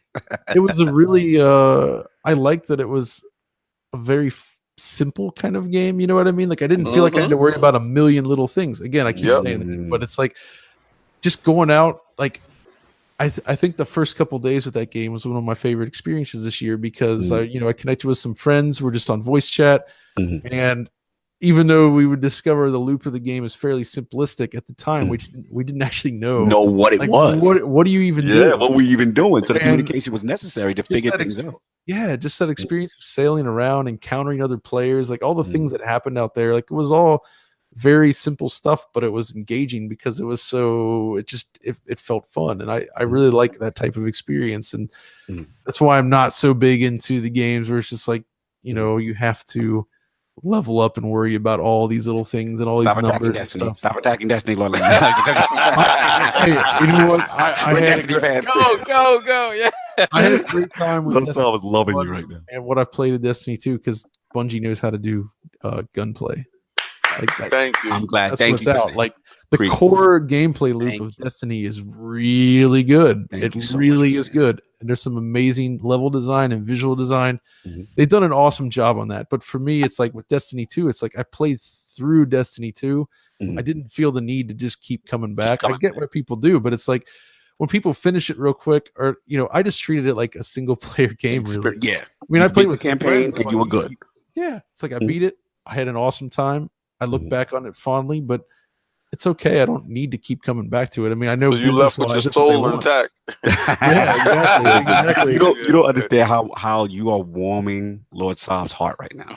Like, shout out to DJ Sig in the chat. He said that Lord Sov just got a partner for selfish single player experience. I think we call Lord Sov. That's correct. Kindred spirits. His spirit is lifted. He's like, yes, I have found a brother, a partner in crime. Understand? I do not need persistent online. I want my single player linear experience where you have that sense of accomplishment and you can go back, you can replay it and do things better. Like, you don't understand how much you're speaking to him right now. So I know you warm right now. No, definitely. I mean, for me, go to the point about like having a stack of games and having that collection, I've largely gone digital. I've basically gone completely digital. That said, my digital stack is just as big as what my physical stack would be, if not even more. Like between Xbox, PlayStation, and Switch, I probably have 700 games. That's ridiculous. That's ridiculous. Wow. I fully admit that is ridiculous, and I don't get to touch, a small portion of that. That said, my goal is at some point to be able to play at least some of all of those games. You're a virtual collector. That's what I am. I am a virtual hoarder. That is, I collect games, and I will dedicate time and like a lot of time to specific games that I know I'll finish everything in that game, and then other ones will probably sit there and touch for quite some time. And then when I do touch them, it's not necessarily guaranteed I'm going to really play through them. So that's that. So I do the same thing in the digital realm as I probably would have done physically. So when it comes to those persistent online games, yeah, for me the same thing. There's not one of those games that I would probably ever stick to over a long period of time. Much like John said, like Destiny 2, I played it at launch. I was on at launch pretty much just as much as you guys are at launch, and then I fell off completely. No, I was on Destiny. I was on. You mean the original Destiny? No, Destiny 2. No, you wasn't. Yes, I was. You didn't see me. You didn't see me. But you was invisible. I was invisible. But I played a lot of Destiny that first 3 weeks it was out. I did. Oh no, that's a fraud lie. No. But I wasn't your playing your light level did not indicate anything that you're saying, sir.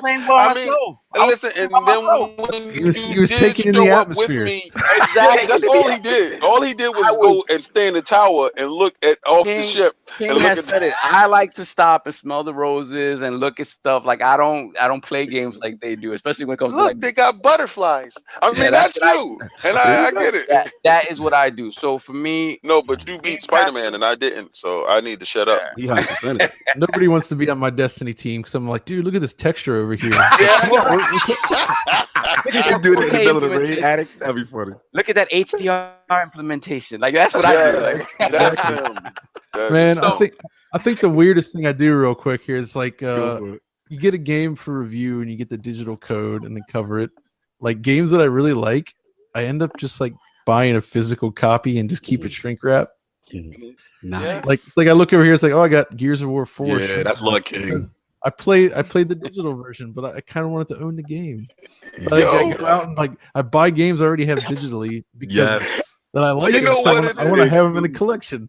Yes, I call it the doomsday effect. All right, I truly don't. Here.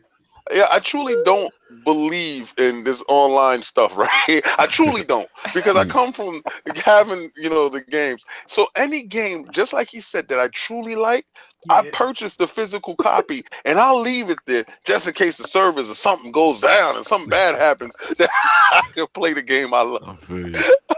So yeah, I got you. Especially true with Nintendo, by the way, because like if you bought all Wii U digital stuff. Oh man, God bless you. Lord Addict, man, what do you feel with the whole persistent online and single player game thing? Where you at? What side of the fence? I got problems with persistent online games. That's all I'm willing to say. You got problems with that's all you're willing to say. No reasoning. All just right. got problems. He's addicted because he just told you. We need to hurry this up so he can do his daily. Right, he's going to yank me into his daily, right? Addict, we'll finish this thing off. With you, the Xbox announcement. I just want to this isn't going to be too long. I did notice that, let me tell you the how this went through. I was making a video because I was playing Destiny and wasn't on Twitter like crazy, and I watched the Nintendo Direct, which I want to point out LordCognito was going to watch it, but he decided not to because he's too disappointed with the previous ones. Yes. So I watched this and I was like, yo, they have Final Fantasy X. They have all of these great Final Fantasies coming out, but it's still not on Xbox. What's with that?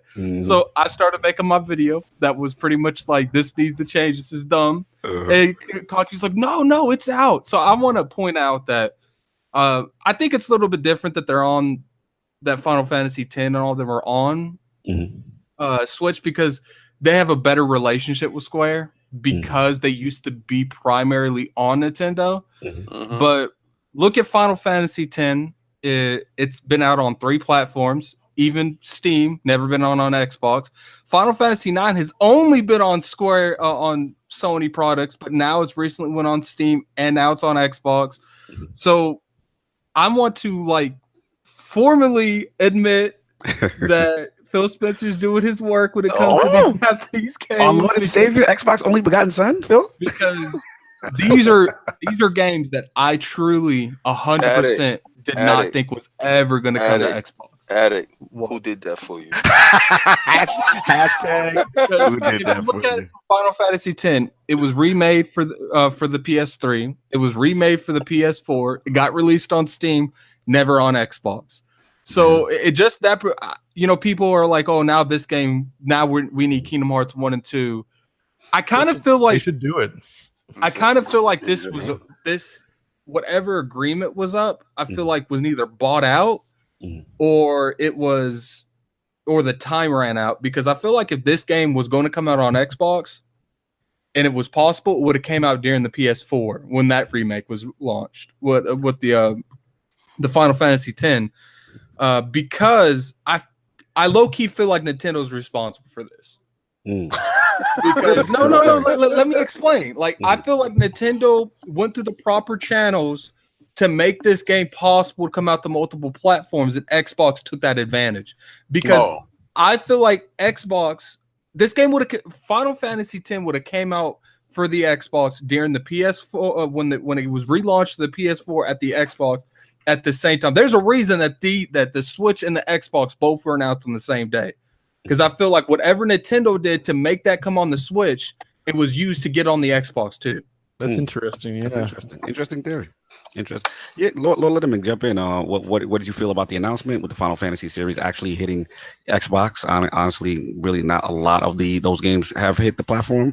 And just shout out to Lord Santover in the chat. He said Square Enix. Final Fantasies. Yeah, he said Square Enix seems to have changed their Xbox approach post Nier Automata. He said they realized there is a market for those games. So, like, just what's your whole feeling about that with Square and the Final Fantasy games? I think it's awesome that more people can finally play these games. And I'm glad that those walls seem to be coming down.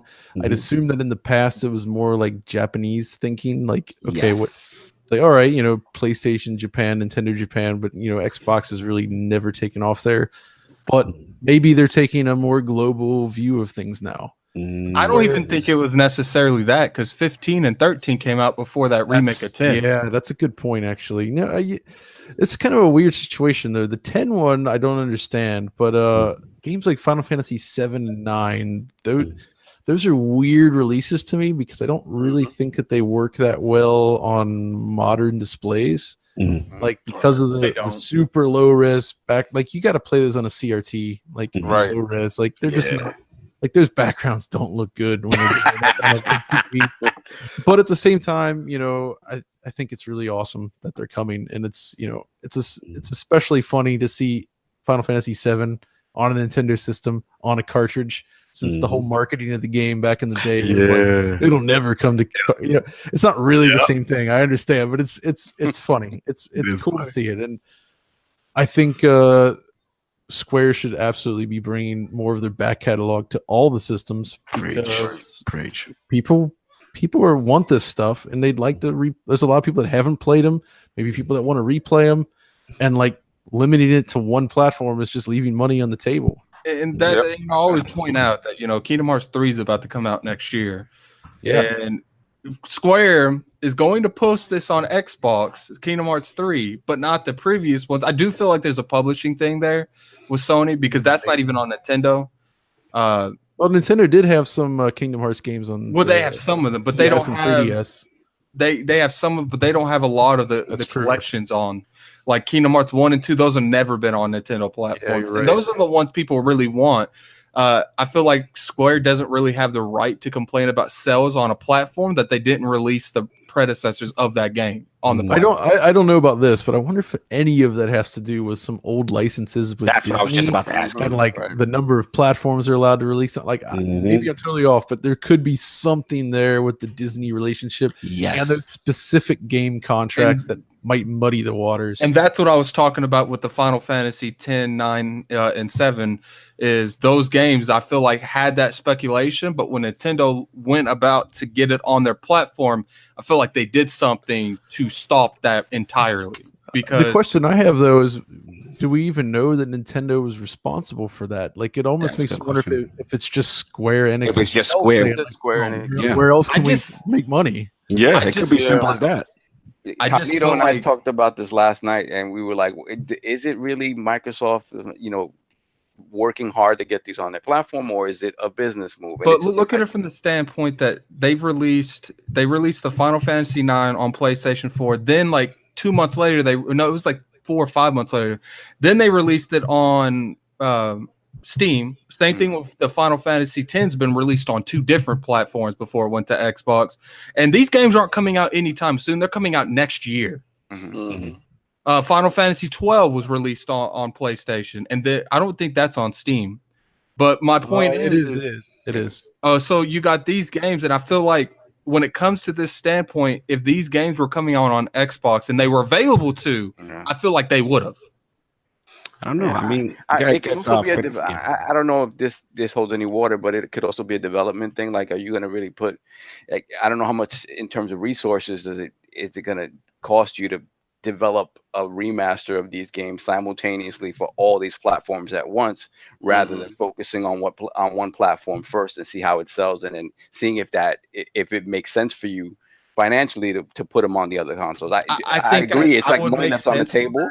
But the fact that Final Fantasy 15, 13, 13-2, 13 Lightning Returns, all of them came out to all of them. It seems like they're up until now, there's been something preventing them from coming to other platforms, because these games have only been on PlayStation and Steam. That's all. Until to be fair, though, there's a lot of these re-releases only started happening this gen, right? Like most of those games kind of stayed to their original platform up until recently. And then I think Square Enix of today has started to realize the value of re-releasing old games, which is something they weren't that into before. I mean, they've done some, but I mean, they released the Kingdom Hearts collection. Listen, they released some Japanese companies know the value of $1, like Capcom, and they will release that game on anything. I mean, they brought Final Fantasy 7 to every platform Sony's had. They just brought 9 back. That I don't think 8's ever going to come back unless they do some magical stuff. But I mean, it is what it is. I'm just glad that, I think this is a good standpoint for the Xbox as a brand, because absolutely, in order to, I've always said, because people always have that stigma that these games don't sell well on Xbox because they don't get the good ones of these games. They always get the average ones or bad one of these games. Like these Final Fantasy games, like Dragon Quest, like Xbox don't get those. The good JRPGs that Xbox gets always sells good. Final Fantasy 15 so good, Monster Hunter so good, but when it comes to the middle of the average one, they never get them, and they're arguably getting some of the best ones that's ever been made. Yep. Yeah. I'm just thinking we need more Mistwalker, like from the 360 Thank days. you, man. More Lost Odyssey, especially Lost Odyssey. I honestly think Microsoft should have bought them. I don't know if they were able to, but that should have been their JRPG company. I just played that, I think, a month ago. Dude. Yeah, I'll jump in real quick and finish out. I mean, yeah, this is interesting. I really don't know. This is when I heard the announcement, I was very surprised to see, the Final Fantasy series there on Xbox. I thought that was great. I will say this, to King's credit, I know we're all big Phil fans here, but I will say that at least Microsoft, even if it wasn't, if this was a Square deal, I feel lately during the Phil era, especially this last E3, they've made it a point to embrace Japanese games and for them to display on their stage. Like, with the Jump Force, and obviously, Devil May Cry, and, the Psychro, Shadows Die Twice, or whatever it is. Like, there's so many times like that wouldn't happen, and it would only be on the PlayStation stage. So I felt at least they're making strides, and this is a good get, regardless to whoever made the deal happen. It's a good get for it to be on the platform, and it's beneficial for Square. Square. I mean, at the end of the day, you're getting your product out there to more audiences, more platform, more engagement. So I think it's a good thing. At the end of the day, I like the move. Hope it continues, and just rest in peace. Shout out to Final Fantasy 8. I don't know what's going on with that. But hopefully one day somebody could find it. It's going to be a while, though. Sooner or later, there's going to be too much demand that they're like, man, let's just do it. Hopefully, maybe they have to rewrite it. But according to, Lord Linneman, there's a lot involved there. And, with the old, what you said with the old Japanese, what is it, code and stuff like that, maybe just hard to retrieve. I don't know. It's just tough. I think a lot of it was lost, the source code. The source code. Well, anyway, let's end it. New poll this week with all of the recent announcements at the latest Nintendo Direct. How did this affect your outlook on the future of the Nintendo Switch moving forward? The answers are A, no effect. Majority of old games and ports and terrible online service displayed. B, huge effect. Ton of great games for 2018 and beyond. Future is bright. Or C, I don't care. No more Labo support. I stop watching. That is the question. Those are the choices. Please rock the ILP but when it goes up on Twitter. Lord John Linneman, an absolute pleasure to have you in the realm, even though we kept you extremely long. I apologize. Oh, guys, it was awesome to talk with you guys. As soon as I heard about Super Graphics purchases back in the 90s and visiting the He's old like, M2 I'm home. stuff, I'm like, home. all right, this is the place. I appreciate you to stop by the realm. Man, your experience is absolutely tremendous. And I have to be just like Lord King said when he was fanboying out, I got a chance to meet you in the flesh. And I fanboyed. I was supposed to be doing a job. I was supposed to be doing coverage. And I'm like, right next to me to my left is Lord John. I believe it was shout out to Lord Sam Tober. We were out there. I believe it was a Microsoft Press event. That was right. It was the Xbox One X thing on the stage. Yes, absolutely. Awesome.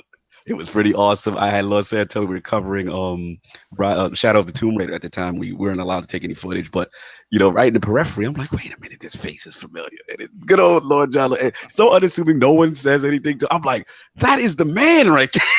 I was like, I need a picture on site now. And he was so cool. Thank you so much for coming through the realm and sharing your experiences. Digital Foundry, again, which I said, the pulse of modern gaming culture. You guys do tremendous job. Shout out to the team, yourself, Richard Ledbetter, everyone on the team.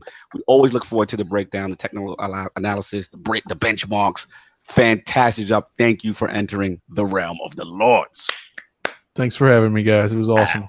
Absolutely. And we're going to do our outro. So, Lord Addict. And also, before I actually pass it, where can the fine people find you and on social media, and as well as what are the next things you have actually cooking up? All right. So you can find me at Dark1X on Twitter. And of course, we're on youtube.com/Digital Foundry and at Eurogamer.net/Digital Foundry. Woo! Put that in there. That's it. And that DF Retro coming soon. We got one. I know we're supposed to be doing one on Jay Allard, right? Something's coming. Oh, I got some fun DF Retro stuff in the works. Nice. Some long-term projects that I've been working on. So hopefully I'll get to them soon. Okay. Got some fun presentations happening. If you come if you happen to be in England, yes, come to EPX in Birmingham. I'll be doing a DF Retro panel up there with Matt Phillips, the creator of Tanglewood, which is a brand new Sega Genesis game. Whoa. The dude brand new. Crazy. He made this the old school way. It's shipped on a cartridge, and he's gracious. It's awesome. He decided to come on stage with me and actually talk about how he made the game, and I'm going to try to turn that into a video after the fact. I'm kind of excited about that. That's awesome, Rich. Wow, that's a tremendous story. I had no idea about this. Definitely looking forward to that. That is amazing. Yeah. Absolutely, the king and lord of retro, my man, John Linneman. What's up? Yes. Lord Addict, where can people find you? What do you have going on? Oh, you can't find me on anything right now. I'm going to jump right back on Destiny. Consistent online gaming. No, that raid mentally destroyed me. I refuse to go in there unless I'm like 50, man. Like, I'm with you. But you can definitely catch me on Twitter at LordAddictILP. Here, I'm going to go ahead and post in the chat. This is the Twitter for Lord John Linneman. Definitely go follow him. He's been a great guest. Definitely go do that. And I once again I'd like to thank Lord Linneman for coming through. So I'm out. Talk to you guys later. No doubt. Lord Sovereign, you finally met a selfish single player experience gamer like yourself. How does it feel? It feels amazing, a man after my own heart. Absolutely, I just love to just sit down and just disappear into a world. That's what I do. Dope. So I'm glad that who really appreciate that. So big shout out and thank you to John Linneman for coming through. Really, I love everything you guys do in terms of the technical breakdowns of all the modern stuff, and especially the DF retro stuff. That is my favorite. Fantastic. It speaks to me in a way that it allows me to go back to those old times and really take deep dives into games that I just loved on the surface. And now I have, because of what you do. I have more knowledge about these games, and it's amazing. Just keep it up, please. Oh man, thank you so much. Love that. And you guys can find me online. You can find me tweeting pictures of Spider-Man and Shadow of the Tomb Raider on Twitter at I saw your little LordSovILP. share of Spider-Man. I'm like, look who's online. Look at this guy. He's on social media all over the. I got Shadow of the Tomb Raider stuff coming up too. I'll be playing a lot more of that this week. Good. You should post that inside the Instagram. How about that? Okay. That is true. I will do that. I will do that. And you can find me online as well. BX Sovereign on Xbox Live and PSN. I may not talk to you, but I'll be there. Shout out to DJ Sig, who's been all over you in the chat. He said, Lord, calm down. He never lets up. He never lets up. Lord King, an absolute pleasure. What is going on? Where can the five people find you? First and foremost, I would like to say anyone who understands when I say super graphics is a blood brother. All right? Because I purchased that system. It cost me like $450, and I purchased it for one game. I purchased it for Ghouls and Ghosts. Oh, my man. That port was amazing. Yep. That's one. It was arcade perfect. It was the greatest thing I've ever put on at that point in time for me. The system was huge. It was beautiful. And it said super graphics. And I felt like the biggest person in the world. Dude, it was the first mid-generation console upgrade. Yes! That is a great point. The super, that is from turbo to super graphic, because that was their real 32-bit system. Because remember, they had two 16s on top of each other. Well, that was a giant. Turbo I don't know what they were doing. But today has been a great day. I think I'm going to talk about this show, the interview, more than most, and it's because you formulate the culture, and maybe you guys didn't know what was happening when it was happening and how it was happening, but to do something in the manner that you have done it, it shows your excellence, because everything that you guys touch, in my opinion, is gold. Like the DF Retro, when you did that, I said yes.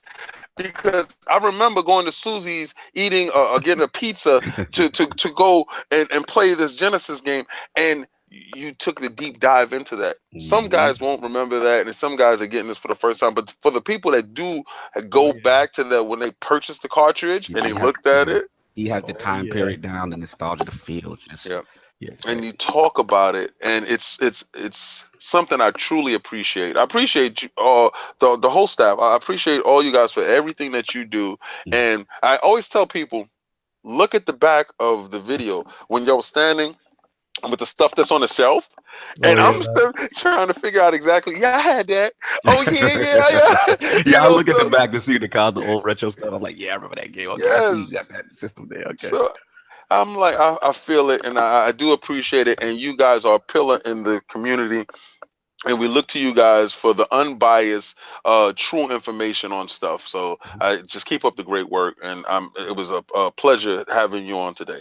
Oh man, thanks, man. I try. Absolutely, man. You loved out here, Lord Linneman. You loved. Yeah, man. Same here, man. Obviously. With that said, hold on, Cognito. Let me just finish my joint. Just for you guys. I know I went on with my blovating.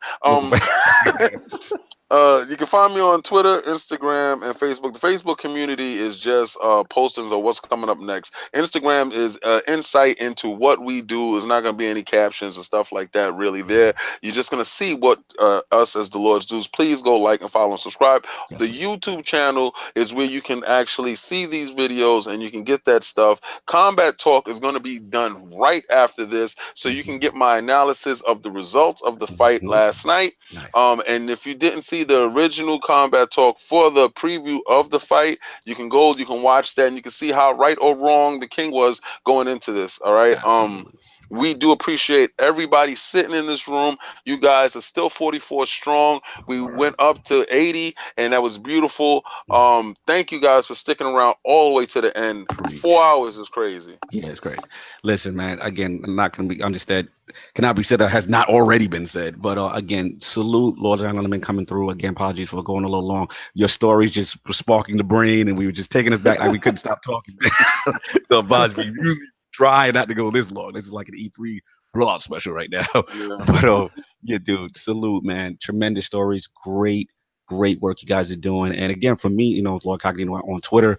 And again, thanks for everyone staying in. Hit that like, subscribe on all the Inner Circle Media Network channels and links is in the description. We'll have all that stuff. Like Kaibatsu will have the timestamps up because it's a long episode. So look out for that a little bit later on today. Shout out to the stream team. We're going to have some announcements with that coming up soon. And again, like Lord King said, Combat Talk is up there on the Iron Lord podcast channel, as well as behind the scenes when we're at the shows. We have all that stuff up there, E3, PAX, all that good stuff. Flashpoint, which is our Destiny only focused podcast, that will return this week. Apologies, Abontis. I had to get ready for the raid, so I ditched out on you. We will return. I know he's a little salty with me, but we will return. We will get back on track. They start talking that great Forsaken talk. There's great content in there. It's been a great raid. It's a good time to come back into Destiny if you are curious. And yeah, the audio and all that stuff will be up. I know we went long. Everyone kind of enjoy your Sunday. Is there anything else by any Lord? We will close out. All right, everybody's good. Everyone enjoy their Sunday. Peace.